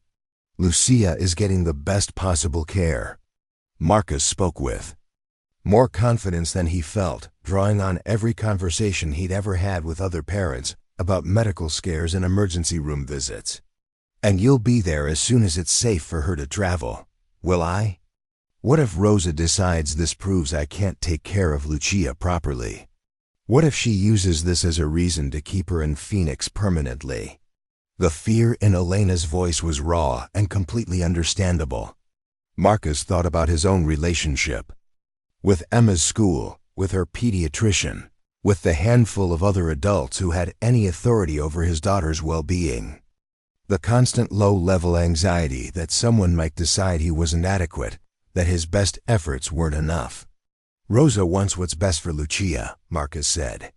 And from everything you've told me, she knows that you're what's best for Lucia. This doesn't change that. They stood in the hospital parking lot holding each other as the December wind whipped around them. Two people who'd learned that loving a child meant living with the constant possibility of loss, of situations beyond their control, of moments when all the preparation in the world couldn't protect the people they loved most. Come home with me, Marcus said finally. You can call Rosa from my apartment, get updates throughout the night. There's no point in sitting here worrying alone. Elena hesitated. What about Emma? Won't she wonder who I am? Marcus realized they'd reached a milestone he hadn't anticipated. In the months since they'd met, Elena had become a significant part of his life, but Emma knew nothing about her. Their phone conversations, their text exchanges, their growing emotional intimacy had all happened in the spaces around his parenting, in the hours when Emma was asleep or at school or otherwise occupied. Actually, Marcus said slowly, I think it might be time for Emma to meet you, if you're comfortable with that. Elena's eyes widened. Are you sure? This isn't exactly how I imagined meeting your daughter for the first time. Life rarely happens the way we imagine it, Marcus replied. But Emma is intuitive and compassionate. She understands that you're someone I care about who's going through a difficult time. 20 minutes later, they were standing outside Mrs. Patterson's apartment door while Marcus knocked gently. His elderly neighbor answered in her bathrobe, took one look at Elena's tear-stained face, and immediately ushered them inside without questions. Emma's been asleep for hours, Mrs. Patterson said quietly, sweet as an angel, as always. Is everything all right, dear? Marcus explained the situation briefly, while Elena called Rosa for another update. Lucia was awake, groggy but stable, asking for her mother. The doctors were optimistic about a full recovery, but she'd need to stay in Phoenix for at least 2 weeks to ensure proper healing. When Marcus gently woke Emma, she emerged from Mrs. Patterson's guest room, rubbing her eyes and looking confused, but not alarmed. She was used to occasional disruptions in their routine, nights when his work schedule changed or unexpected situations arose. Dad, what's wrong? Emma asked, immediately alert to the tension in the room. Nothing's wrong with us, sweetheart. But I have someone I'd like you to meet. Marcus gestured to Elena, who was sitting on Mrs. Patterson's couch looking anxious and vulnerable. This is my friend Elena. She's going through a difficult time tonight, and I thought we could help her feel less alone.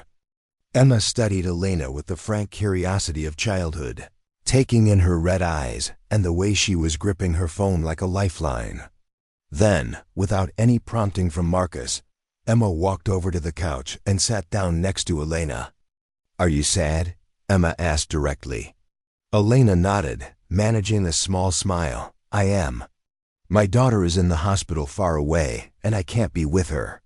That must be scary, Emma said with the matter-of-fact empathy that sometimes took Marcus's breath away. What's your daughter's name? Lucia, but I call her Emma, just like your dad calls you Emma. Emma's eyes widened with interest. Really? That's a big coincidence. It is, Elena agreed. Your dad and I met the night you were both born, in the same hospital. It was a different kind of coincidence. Emma processed this information with the seriousness she brought to all new facts about the world. Is that why you're friends now?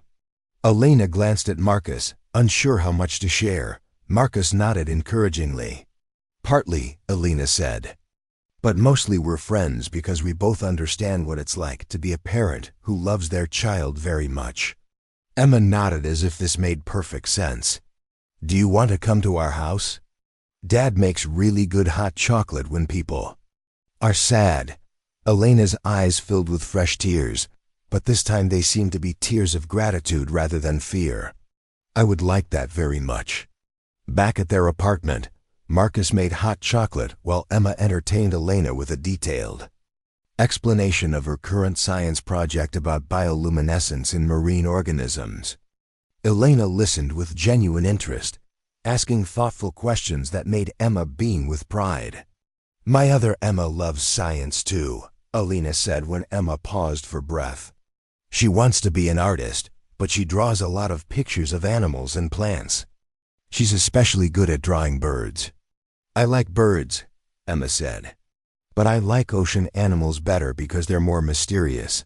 There's so much we don't know about the deep ocean. Lucia would love to hear about your project, Elena.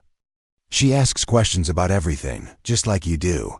Marcus watched this interaction from the kitchen, struck by how naturally Emma had adapted to having Elena in their space.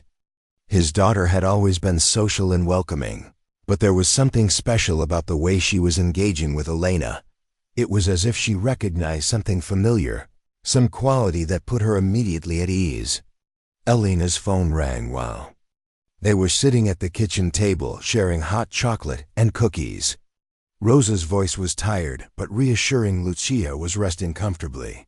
The surgery had gone perfectly, and she was already asking when she could go home. Can I talk to her? Elena asked, and Marcus could hear the longing in her voice. There was a pause, some muffled conversation, and then a young voice came through the phone speaker. Mama? Elena's face crumpled with relief and love. Hi, baby. How are you feeling? Sleepy. And my stomach hurts a little, but the nurses gave me ice chips, and they taste good.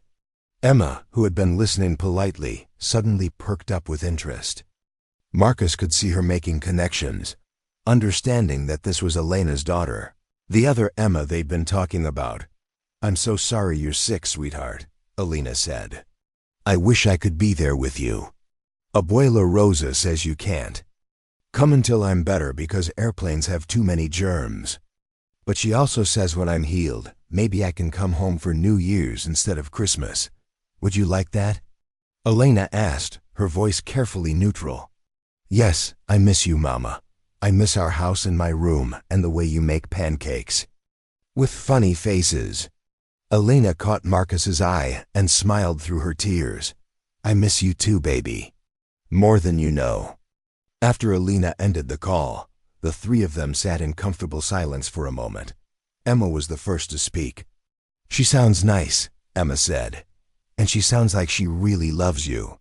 She does, Elena agreed. And I love her more than anything in the world. Like how Dad loves me, Emma said with certainty.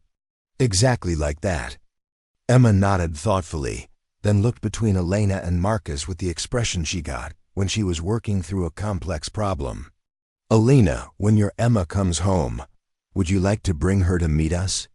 I think she might like to see my jellyfish books. Elena looked at Marcus, who nodded encouragingly. I think she would love that very much, Elena said. Thank you for being so kind to me tonight, Emma. You're a very special girl. Emma beamed with pride. Dad says helping people is one of the most important things we can do. Your dad is very wise, Elena said, catching Marcus's eye again. Later, after Emma had gone to bed, Marcus and Elena sat on his couch talking quietly. Elena looked exhausted but more peaceful than she had earlier in the evening. Thank you, she said. For coming to get me, for bringing me here, for letting Emma meet me. I know tonight didn't go the way either of us planned." "Life rarely does," Marcus replied, echoing his earlier words. "But Elena, watching you with Emma tonight, seeing how gentle and patient you were with her questions, how naturally you connected with her, it made me even more certain that Lucia is lucky to have you as her mother." Elena leaned against his shoulder, and Marcus wrapped his arm around her. "Emma is pretty amazing, too. She has your kindness and your way of making people feel safe." "She likes you," Marcus said. "I could tell. Emma doesn't usually warm up to new people so quickly." "Maybe it's because we have something in common," Elena said. "We both love our Emmas more than anything else in the world." They talked until nearly 2 a.m., Elena sharing stories about Lucia's personality and interests, Marcus telling Elena about Emma's latest obsessions and achievements. It felt natural and right, this sharing of the most important parts of their lives, this gradual weaving together of their separate stories. When Elena finally left, Marcus found himself lying in bed thinking about the evening's events. A medical emergency that should have been devastating had somehow become an opportunity for growth, for connection, for his daughter to begin understanding that their family might be expanding in beautiful ways. The next 2 weeks passed in a blur of phone calls between Elena and Phoenix, updates on Lucia's recovery, and increasingly frequent conversations between Marcus, Elena, and Emma about what it might be like when Lucia came to visit. Emma had taken it upon herself to research activities that might interest a girl from Phoenix, making lists of local museums and parks and restaurants that served good food for people who've been sick. Elena's anxiety about Lucia's visit gradually transformed into excitement as her daughter's recovery progressed smoothly. Lucia was healing well, eager to travel, and full of questions about her mother's life in Cedar Hills. She wanted to know about Elena's house, her job, her daily routine, and especially about the friend with a daughter named Emma that Elena had mentioned. "She's curious about you," Elena told Marcus one evening as they walked through the park near his apartment. "About both of you. I think she's been lonely in Phoenix despite how much Rosa loves her." "Emma's been asking about her too," Marcus replied. "She wants to know if Lucia likes the same book she does, if she's interested in science, if she knows how to ice skate." "Ice skating?" Marcus laughed. "Emma just learned last month, and she's become obsessed. She wants to teach everyone she meets. Lucia has never been ice skating. There aren't many opportunities in Phoenix. Well, there's a plan for her. First week here, then." Elena smiled, but Marcus could see the nervousness lingering in her expression. Despite all their conversations, despite Lucia's enthusiasm about coming home, Elena was still afraid that 3 years apart might have created an unbridgeable gap between her and her daughter. "What if she's different?" Elena asked quietly. "What if I'm different? What if we don't know how to be together anymore?" Marcus stopped walking and turned to face her. "Then you'll figure it out together. Elena, you've been talking to her regularly for 2 months now. You know about her friends, her school, her interests. You know she misses you and wants to come home. The love is still there, everything else is just logistics. You make it sound so simple, because it is simple. Not easy, but simple. You love her, she loves you, and everything else can be worked out one day at a time." Elena took his hand, squeezing gently. "How did you get so wise about parenting?" 6 years of making mistakes and figuring out how to fix them, Marcus replied honestly. "And lately, learning from a woman who's fighting to rebuild her relationship with her daughter because she loves her enough to do whatever it takes." 2 days before Lucia's scheduled arrival, Elena called Marcus in a panic. Again.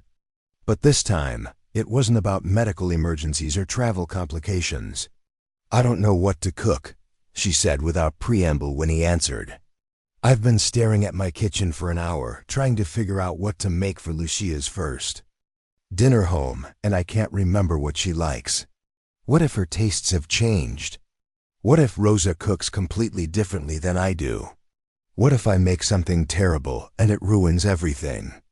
Marcus found himself smiling at the familiar cadence of parental anxiety.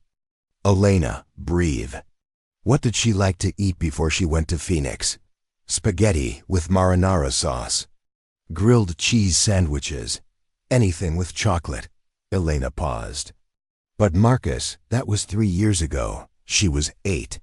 What if an 11-year-old has completely different preferences? Why don't you call and ask her? Or better yet, ask her to help you plan the menu. Make the meal planning part of the reunion. There was silence on the other end of the line, then a long exhale. That's actually a great idea. She always loved helping me cook. There you go, problem solved. Marcus, yeah? Will you and Emma come to dinner that first night? I know it's a lot to ask, but I think having other people there might make it less intense. And Emma has been so excited about meeting Lucia. Marcus felt a warm glow of satisfaction. A month ago, Elena had been terrified about rebuilding her relationship with her daughter. Now she was ready to include his family in one of the most important moments of her life. We would be honored, he said. The morning of Lucia's arrival, Marcus woke up early and found Elena already awake, sitting at her kitchen table with a cup of coffee and a notebook covered in crossed-out meal plans. "How long have you been up?" he asked, letting himself in, with the key she'd given him the week before. "Since about 4 am," Elena admitted. "I kept thinking of things I needed to do, questions I should ask, ways this could go wrong." Marcus sat down across from her and took the notebook, reading through her increasingly frantic notes. "Elena, you've cleaned the house twice, bought enough groceries to feed a small army, and prepared enough activities to entertain a child for a month. Everything is ready. But what if?" Marcus reached across the table and took her hands.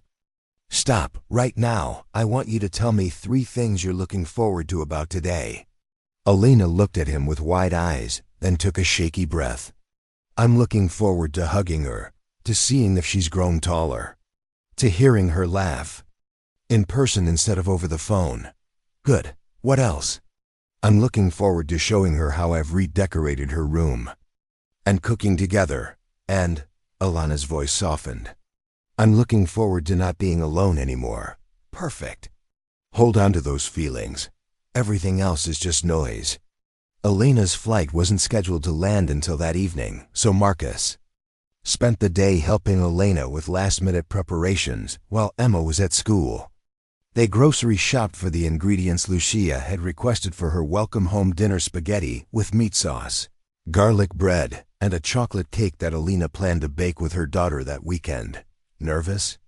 Marcus asked as they stood in the airport terminal watching passengers emerge from the security area. "Terrified," Elena admitted, "but good terrified. Ready terrified." Then Lucia appeared, walking beside Rosa through the crowd of travelers. She was taller than Elena had expected, nearly as tall as her grandmother, with dark hair pulled back in a ponytail and Elena's same thoughtful brown eyes. She was scanning the crowd intently, and when she spotted Elena, her face broke into a smile that was pure joy. "Mama!" Lucia called, dropping her carry-on bag and running toward Elena. The reunion was everything Marcus had hoped it would be. For Elena's sake. Mother and daughter fell into each other's arms, both crying and laughing and talking at the same time. Rosa stood back with her own tears, clearly emotional about the significance of the moment. When they finally pulled apart, Lucia looked at Elena with wonder. "You look so much better, Mama, healthy." "I feel better," Elena said, touching her daughter's face gently. "I feel like myself again." Lucia turned to Marcus and Emma, who had been hanging back to give the family their moment. "You must be Marcus," she said, with a maturity that reminded Marcus of his own daughter's old soul tendencies. "And you're Emma. Mama has told me so much about both of you." Emma stepped forward with uncharacteristic shyness. "Hi, I like your hair," Lucia grinned. "Thanks, I like your backpack. Is that a whale on it?" "It's a blue whale," Emma said, immediately brightening. They're the largest animals that have ever lived on Earth. Really? That's so cool. I love drawing whales, but I never knew that fact. Marcus caught Elena's eye and saw the relief and happiness there. Their daughters were going to be fine together. The drive back to Elena's house was filled with chatter as Lucia caught her mother up on the final details of her recovery, and Emma explained her latest school projects. Rosa, who was staying in a nearby hotel for a few days to help with the transition, seemed pleased with how naturally everyone was interacting. At dinner that evening, Marcus watched Elena watch her daughter, noting every expression, every gesture, every word as if she were memorizing everything. Lucia seemed equally fascinated by her mother, asking questions about Elena's work, her daily routine, and her friendship with Marcus and Emma. "Mama," Lucia said over dessert, "are Marcus and Emma going to be part of our family now?" The question was so direct, so innocently posed, that all four adults froze for a moment. Marcus could see Elena struggling with how to answer, not wanting to make assumptions about the future, but also not wanting to dismiss her daughter's obvious hope. "What would you think about that?" Elena asked carefully. Lucia considered this. Seriously, looking between Marcus and Emma. "I think it would be nice. I've never had a sister before, and Emma seems really cool. And Marcus makes you happy. I can tell because you smile different when you talk about him." Elena's eyes filled with tears. "You're okay with the idea of sharing me?" "Mama," Lucia said with the patience of someone much older than 11. "You were alone for 3 years while I was with Abuela Rosa. I don't want you to be alone anymore. And besides, Emma already told me she wants to teach me about jellyfish and take me ice skating." "That sounds like sister stuff to me." Emma nodded enthusiastically. "And Lucia's going to teach me how to draw birds properly. She's really good at art." Marcus felt something settle into place in his chest, a sense of rightness that he'd been afraid to fully acknowledge until this moment. Looking around the table at Elena's glowing face, at Lucia's obvious contentment, at Emma's excitement about having a sister, he realized that sometimes the universe really did know what it was doing. Later that evening, after Rosa had returned to her hotel and the girls were asleep in Lucia's newly redecorated room, Marcus and Elena sat on her couch holding hands and marveling at how smoothly the day had gone. "She's wonderful," Marcus said. "Smart and kind and so much like you." "She is, isn't she?" Elena said with wonder. "And Marcus, did you see how she and Emma clicked? It was like they'd known each other forever. I also saw how happy you looked today, like you'd been holding your breath for 3 years, and could finally exhale." Elena leaned against his shoulder. "I feel complete for the first time since she left. And not just because she's home, but because—" She paused, seeming to gather courage. "Because you and Emma are part of this now. Because we're building something together." Marcus tilted her chin up so he could look into her eyes. "Elena, I love you. I've been afraid to say it because everything has been so complicated and uncertain. But watching you today, seeing you with Lucia, understanding what family looks like when it's chosen rather than just accepted, I love you." Elena's smile was radiant. "I love you too.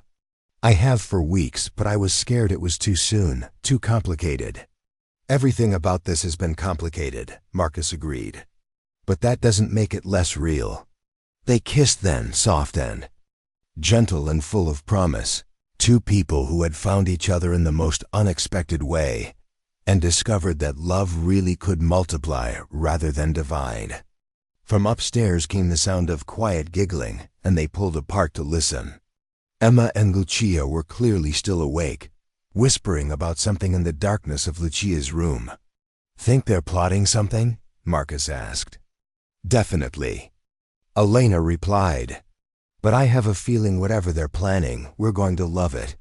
As they sat together in Elena's living room, listening to their daughter's bond upstairs and planning for a future that looked nothing like what either of them had imagined a few months ago, Marcus realized that sometimes the best deliveries were the ones that took you completely off course. 6 months later, Marcus stood in the kitchen of what had once been Elena's house and was now their home, watching Emma teach Lucia how to make pancakes shaped like sea creatures. The morning sun streamed through windows that had been updated, with new curtains chosen by both girls, and the refrigerator was covered with a mixture of Emma's science fair ribbons and Lucia's artwork. "The secret is to make the tentacles really thin," Emma was explaining seriously, carefully drizzling batter into the pan to create what might generously be called an octopus. "If they're too thick, they don't cook evenly." Lucia nodded with equal seriousness, attempting her own version that looked more like a jellyfish with artistic aspirations. "Like this? Perfect. Now we wait for the bubbles to form on the surface, then flip it really fast." Marcus smiled as he poured coffee into 4 mismatched mugs, each one claimed by a different family member over the months they'd been slowly combining households. Emma's mug had a cartoon whale on it. Lucia's featured a reproduction of a Georgia O'Keeffe painting. Elena's was a simple white ceramic piece she'd had since college, and his own was a Father's Day gift from Emma that read "World's Okayest Dad" in bold letters. Elena appeared in the doorway wearing one of his old t-shirts and paint-stained jeans, her hair pulled back in a messy bun. She'd been up since dawn working in the converted garage studio where she'd started taking art classes with Lucia, something they did together every Saturday morning before the rest of the family woke up. "How are my chefs doing?" she asked, wrapping her arms around Marcus from behind and peering over his shoulder at their daughter's culinary experiment. "We're making sea creature pancakes," Lucia announced proudly. "Emma's teaching me the proper technique. I can see that. Very scientific approach." Elena kissed Marcus's cheek before moving to pour orange juice for the girls. "Did you tell them about the surprise?" Marcus had almost forgotten. "Right, girls, Elena and I have some news." Both Emma and Lucia turned from the stove, their faces expectant. Over the past months, family meetings had become a regular occurrence as they navigated the logistics of blending their lives. Everything from bedtime routines to chore assignments to vacation planning was discussed openly, with both girls having input on decisions that affected the household. "Good news or scary news?" Emma asked, demonstrating the wisdom that came from experience with adult announcements. "Good news," Elena assured her. "At least we think it's good news." Marcus pulled an envelope from the kitchen counter, the official seal of Cedar Hills Elementary School visible through the address window. "Emma, you know how you've been hoping you and Lucia could go to the same school?" Emma's eyes lit up with excitement. "Did she get in? Did the transfer go through?" "She did," Marcus confirmed. "Lucia will be starting at Cedar Hills Elementary next week, in the 6th grade. The girls erupted in celebration, abandoning their pancakes to hug each other and immediately begin planning how they would navigate sharing a school. Emma was in 3rd grade while Lucia was in 6th, but they'd already worked out elaborate schemes for meeting at lunch and coordinating their schedules for maximum sibling interaction. "This means we can ride the bus together," Emma said excitedly. "And I can show you where all the good hiding spots are when you need quiet time. And I can help you with your science projects," Lucia added. "I'm really good at making presentation boards look professional." Marcus exchanged a look with Elena, both of them marveling at how naturally their daughters had adapted to being sisters. There had been adjustments, certainly negotiations over bedroom space, discussions about different parenting styles, moments when one or both girls had tested the boundaries of their new family structure. But overall, the transition had been smoother than either adult had dared to hope. The biggest challenge hadn't been the children adapting to each other, but rather the adults learning to share decision-making responsibilities after years of autonomous parenting.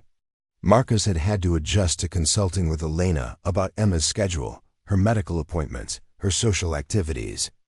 Elena had needed to remember that she wasn't making decisions about Lucia in isolation anymore, that Marcus's input and perspective were valuable and welcome. They'd worked through disagreements about bedtimes, screen time limits, and allowance structures. They'd navigated the delicate territory of discipline, establishing consistent rules while respecting the different approaches each had developed during their years of single parenting. Most importantly, they'd learned to present a united front while still allowing each parent to maintain their unique relationship with their biological child. "There's something else," Elena said, her voice carefully neutral in the way that meant. She was nervous about their reaction. "Marcus and I have been talking about making some other changes too." Lucia and Emma looked at each other, then back at the adults, clearly sensing the weight of whatever was coming next. "What kind of changes?" Lucia asked cautiously. Marcus sat down at the kitchen table, gesturing for everyone else to join him. The pancakes could wait. This conversation was more important. "We've been talking about getting married," he said. Simply, the silence that followed lasted approximately 3 seconds before both girls erupted in excitement again, this time with even more enthusiasm than they'd shown about the school news. "Really?" Emma practically shouted. "You're going to get married and we'll be an official family." "When?" Lucia demanded. "Can we help plan the wedding? Can we be in the wedding party? Are we going to change our last names?" Emma added, "Because I've been thinking about this, and Williams Vasquez sounds really cool, but Vasquez Williams works too." Elena laughed, the sound bright with relief and joy. "Slow down, you two. We haven't figured out all the details yet. We wanted to make sure you both were happy about the idea before we started making specific plans." "Are you kidding?" Lucia said incredulously. "We've been hoping this would happen since the second week I was home." Emma nodded vigorously. "We already feel like a real family. This just makes it official." Marcus felt his throat tighten with emotion. He'd been worried about how to propose this idea to the girls, concerned that they might feel pressured or uncertain about such a significant change.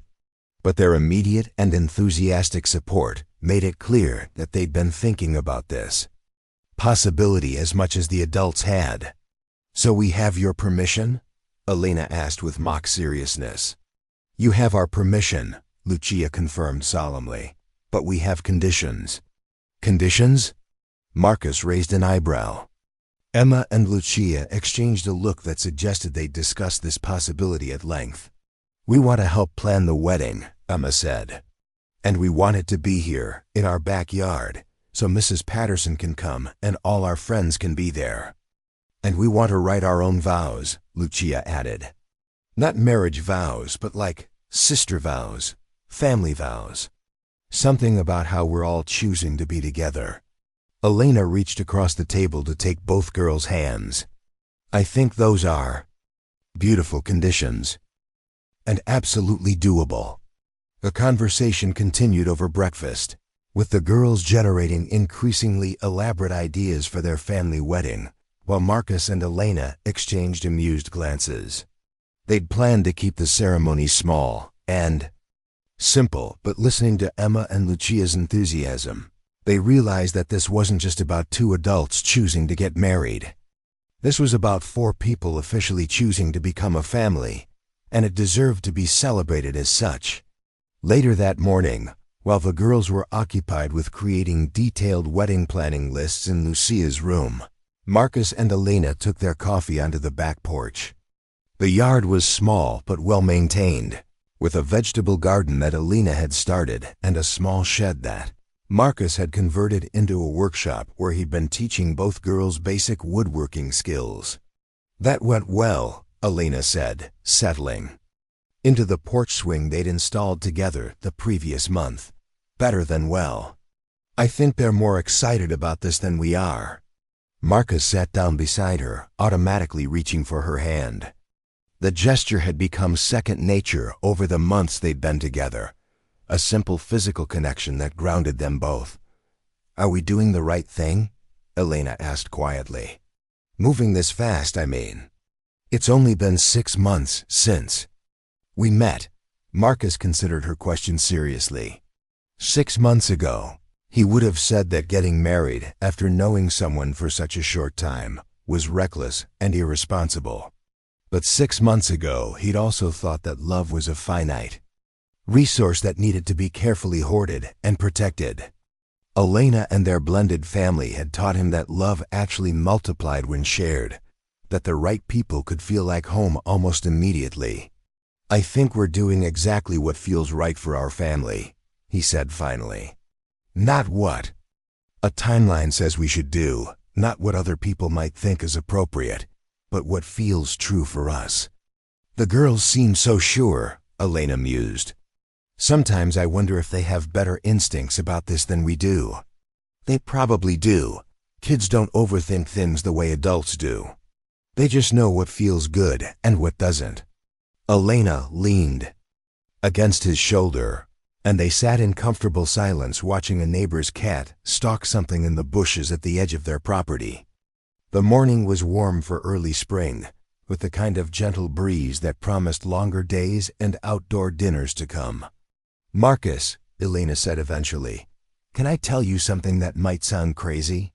"Everything about this has sounded crazy from the beginning," he replied. "I'm used to it by now." Elena laughed softly. "Remember how I told you about the dreams I used to have? About you coming to find me? I remember. I stopped having them after that first night, completely. But lately, I've been having different dreams. Dreams about the future, about what our life could look like years from now. Emma and Lucia graduating from high school, going to college, coming home for holidays with their own families. You and me growing old together, becoming grandparents, watching our daughters raise their own children." Marcus felt a warmth spread through his chest at the image Elena was painting. "That sounds like a pretty good future to me." "It does, doesn't it? But here's the crazy part in all these dreams about the future. I never feel like we're pretending to be something we're not. I never feel like we're forcing pieces together that don't quite fit. It all feels natural, like this is the way things were always supposed to be." "Maybe that's because it is," Marcus suggested. "Maybe some people are just meant to find each other, even if it takes 13 years and a wrong delivery address for it to happen." Elena turned to look at him, her brown eyes serious but peaceful. "Do you really believe that? In fate, in destiny, in the universe arranging things for people who need each other?" Marcus thought about his answer carefully. A year ago, he would have dismissed such ideas as wishful thinking or romantic nonsense. But too many things had aligned perfectly for their meeting to be pure coincidence. The wrong address that led him to Elena's door, the shared name of their daughters, the fact that both of them had been ready for love at exactly the same moment, despite years of focusing solely on single parenthood. "I believe that sometimes the universe gives us opportunities," he said finally. "And I believe we were smart enough to recognize the opportunity and brave enough to take it, even though it meant risking everything we'd built on our own. Especially because of that. Elena, what we had before was good. We were both successful single parents who loved our daughters and were doing our best in difficult circumstances. But what we have now is better. Not just for us, but for Emma. And Lucia too." As if summoned by their conversation, both girls appeared on the porch, each carrying a notebook filled with wedding plans. "We've been thinking," Emma announced, "and we have a proposal for you." "Another proposal?" Marcus asked with amusement. "A different kind of proposal," Lucia clarified. "We want to have 2 ceremonies." Elena and Marcus exchanged puzzled looks. "2 ceremonies?" "One for you," Emma explained, "where you get married and become husband and wife. But then another one where all 4 of us make promises to each other about being a family. Like an adoption ceremony," Lucia added, "except nobody's getting adopted because we already belong to each other. More like a family commitment ceremony." Marcus felt his eyes begin to sting with unexpected tears. The idea was simple but profound, acknowledging that their union wasn't just about two adults choosing each other, but about four people, choosing to become something larger and more complex than the sum of their individual parts. "That's a beautiful idea," Elena said, her own voice thick with emotion. "Tell us more about what you're thinking." For the next hour, Emma and Lucia outlined their vision with the kind of detailed planning that would have impressed a professional wedding coordinator. They wanted the adult wedding ceremony to be traditional but personal, with Marcus and Elena exchanging vows they'd write themselves. But then they wanted a second ceremony where all four family members would make commitments to each other, promises about love, support, honesty, and the kind of family they wanted to create together. "We could plant a tree," Emma suggested. "Something that will grow bigger and stronger over time, like our family." "And we could make a family mission statement," Lucia added. "Like businesses have, but for families. Something about what we believe in and how we want to treat each other." Marcus found himself amazed by the thoughtfulness and maturity his daughters were demonstrating. They weren't just excited about the idea of a wedding, they were genuinely invested in the idea of creating something meaningful and lasting. "I think we should do exactly what you're suggesting," he said. "Both ceremonies, the tree planting, the family mission statement, all of it." "Really?" Emma asked, bouncing slightly with excitement. "Really," Elena confirmed. "You two have put more thought into this than most professional wedding planners would. I think we should trust your instincts." The following weeks passed in a blur of planning and preparation. True to their word, Emma and Lucia took charge of most of the wedding arrangements, with guidance from the adults on practical matters like catering and permits for holding the ceremony in their backyard.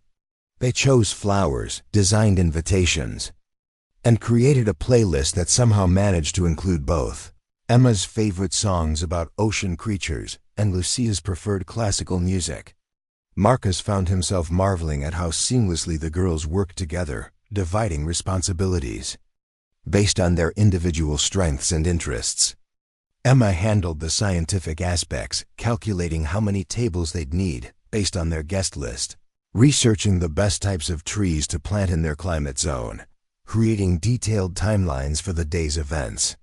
Lucia focused on the artistic elements, designing the invitations, planning the decorations, sketching ideas for how to arrange the ceremony space. More importantly, both girls threw themselves into writing the family vows they wanted to share. During their commitment ceremony, they spent hours discussing what promises they wanted to make to each other, what kind of family they hoped to become, what values they wanted to establish as their foundation.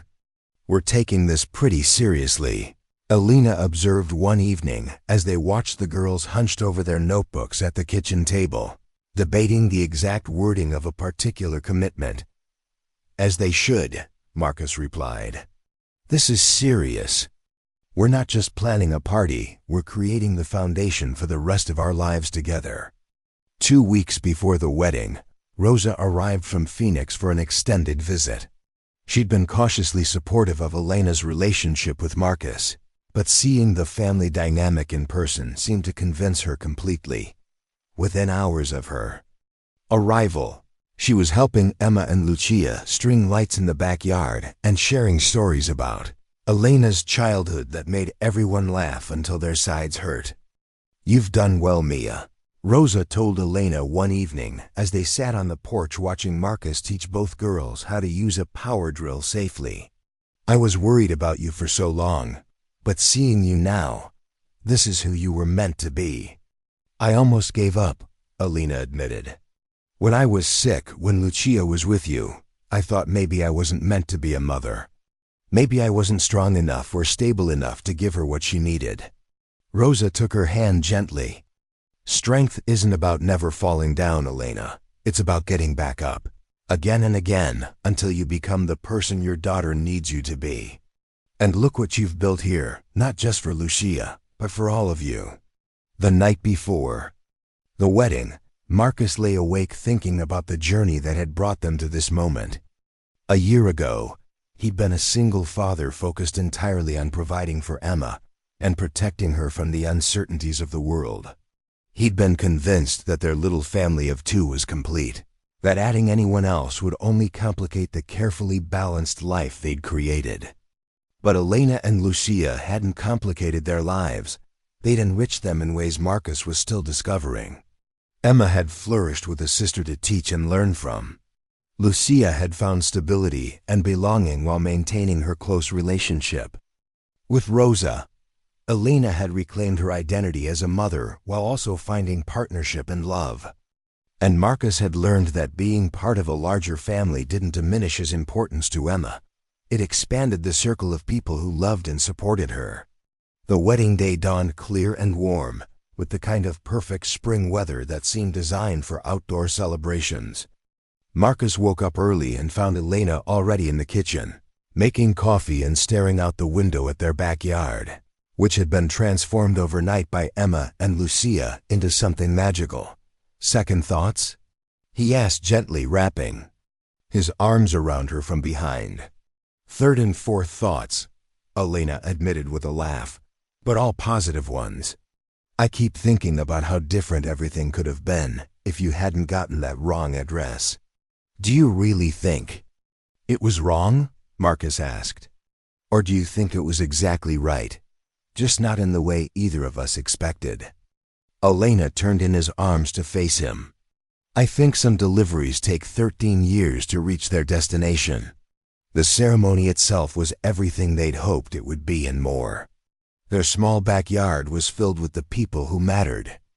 Most Mrs. Patterson from next door, Elena's co-workers, Emma's teacher, a handful of Marcus's friends from his delivery job, Rosa beaming with pride in the front row.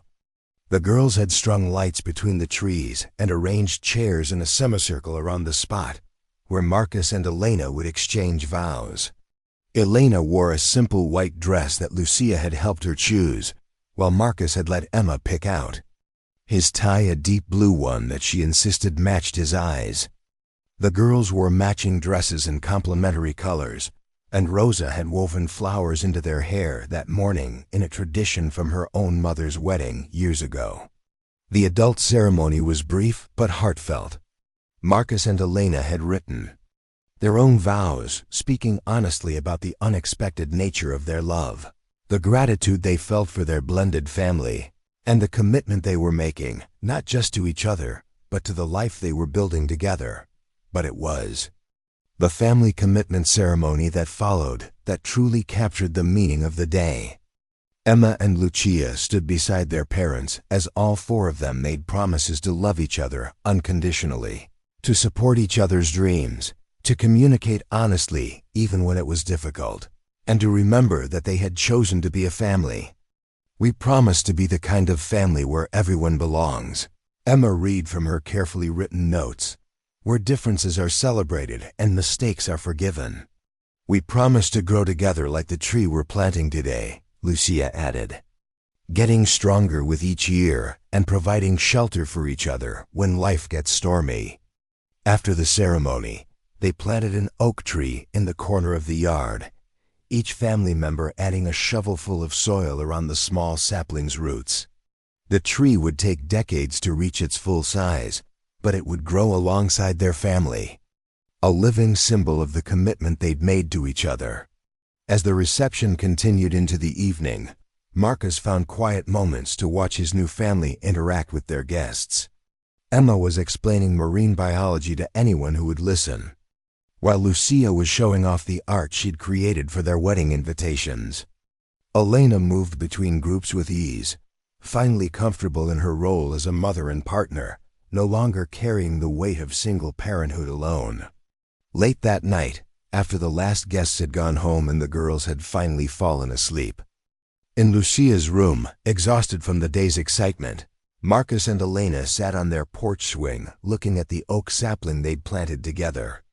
"So," Elena said softly, "how does it feel to be married?" Marcus considered the question seriously. "It feels like coming home," he said finally. "Like everything that came before was just preparation for this. Even the hard parts? The years of being alone, The struggles with single parenting, the night you ended up at my door by mistake? Especially those parts, Marcus replied. Because they taught us what we needed to know to be ready for each other. They taught us how to be strong enough to love without fear, how to trust without reservation, how to build something beautiful out of difficult circumstances. Elena leaned against his shoulder, and they sat in comfortable silence watching the stars appear one by one in the darkening sky.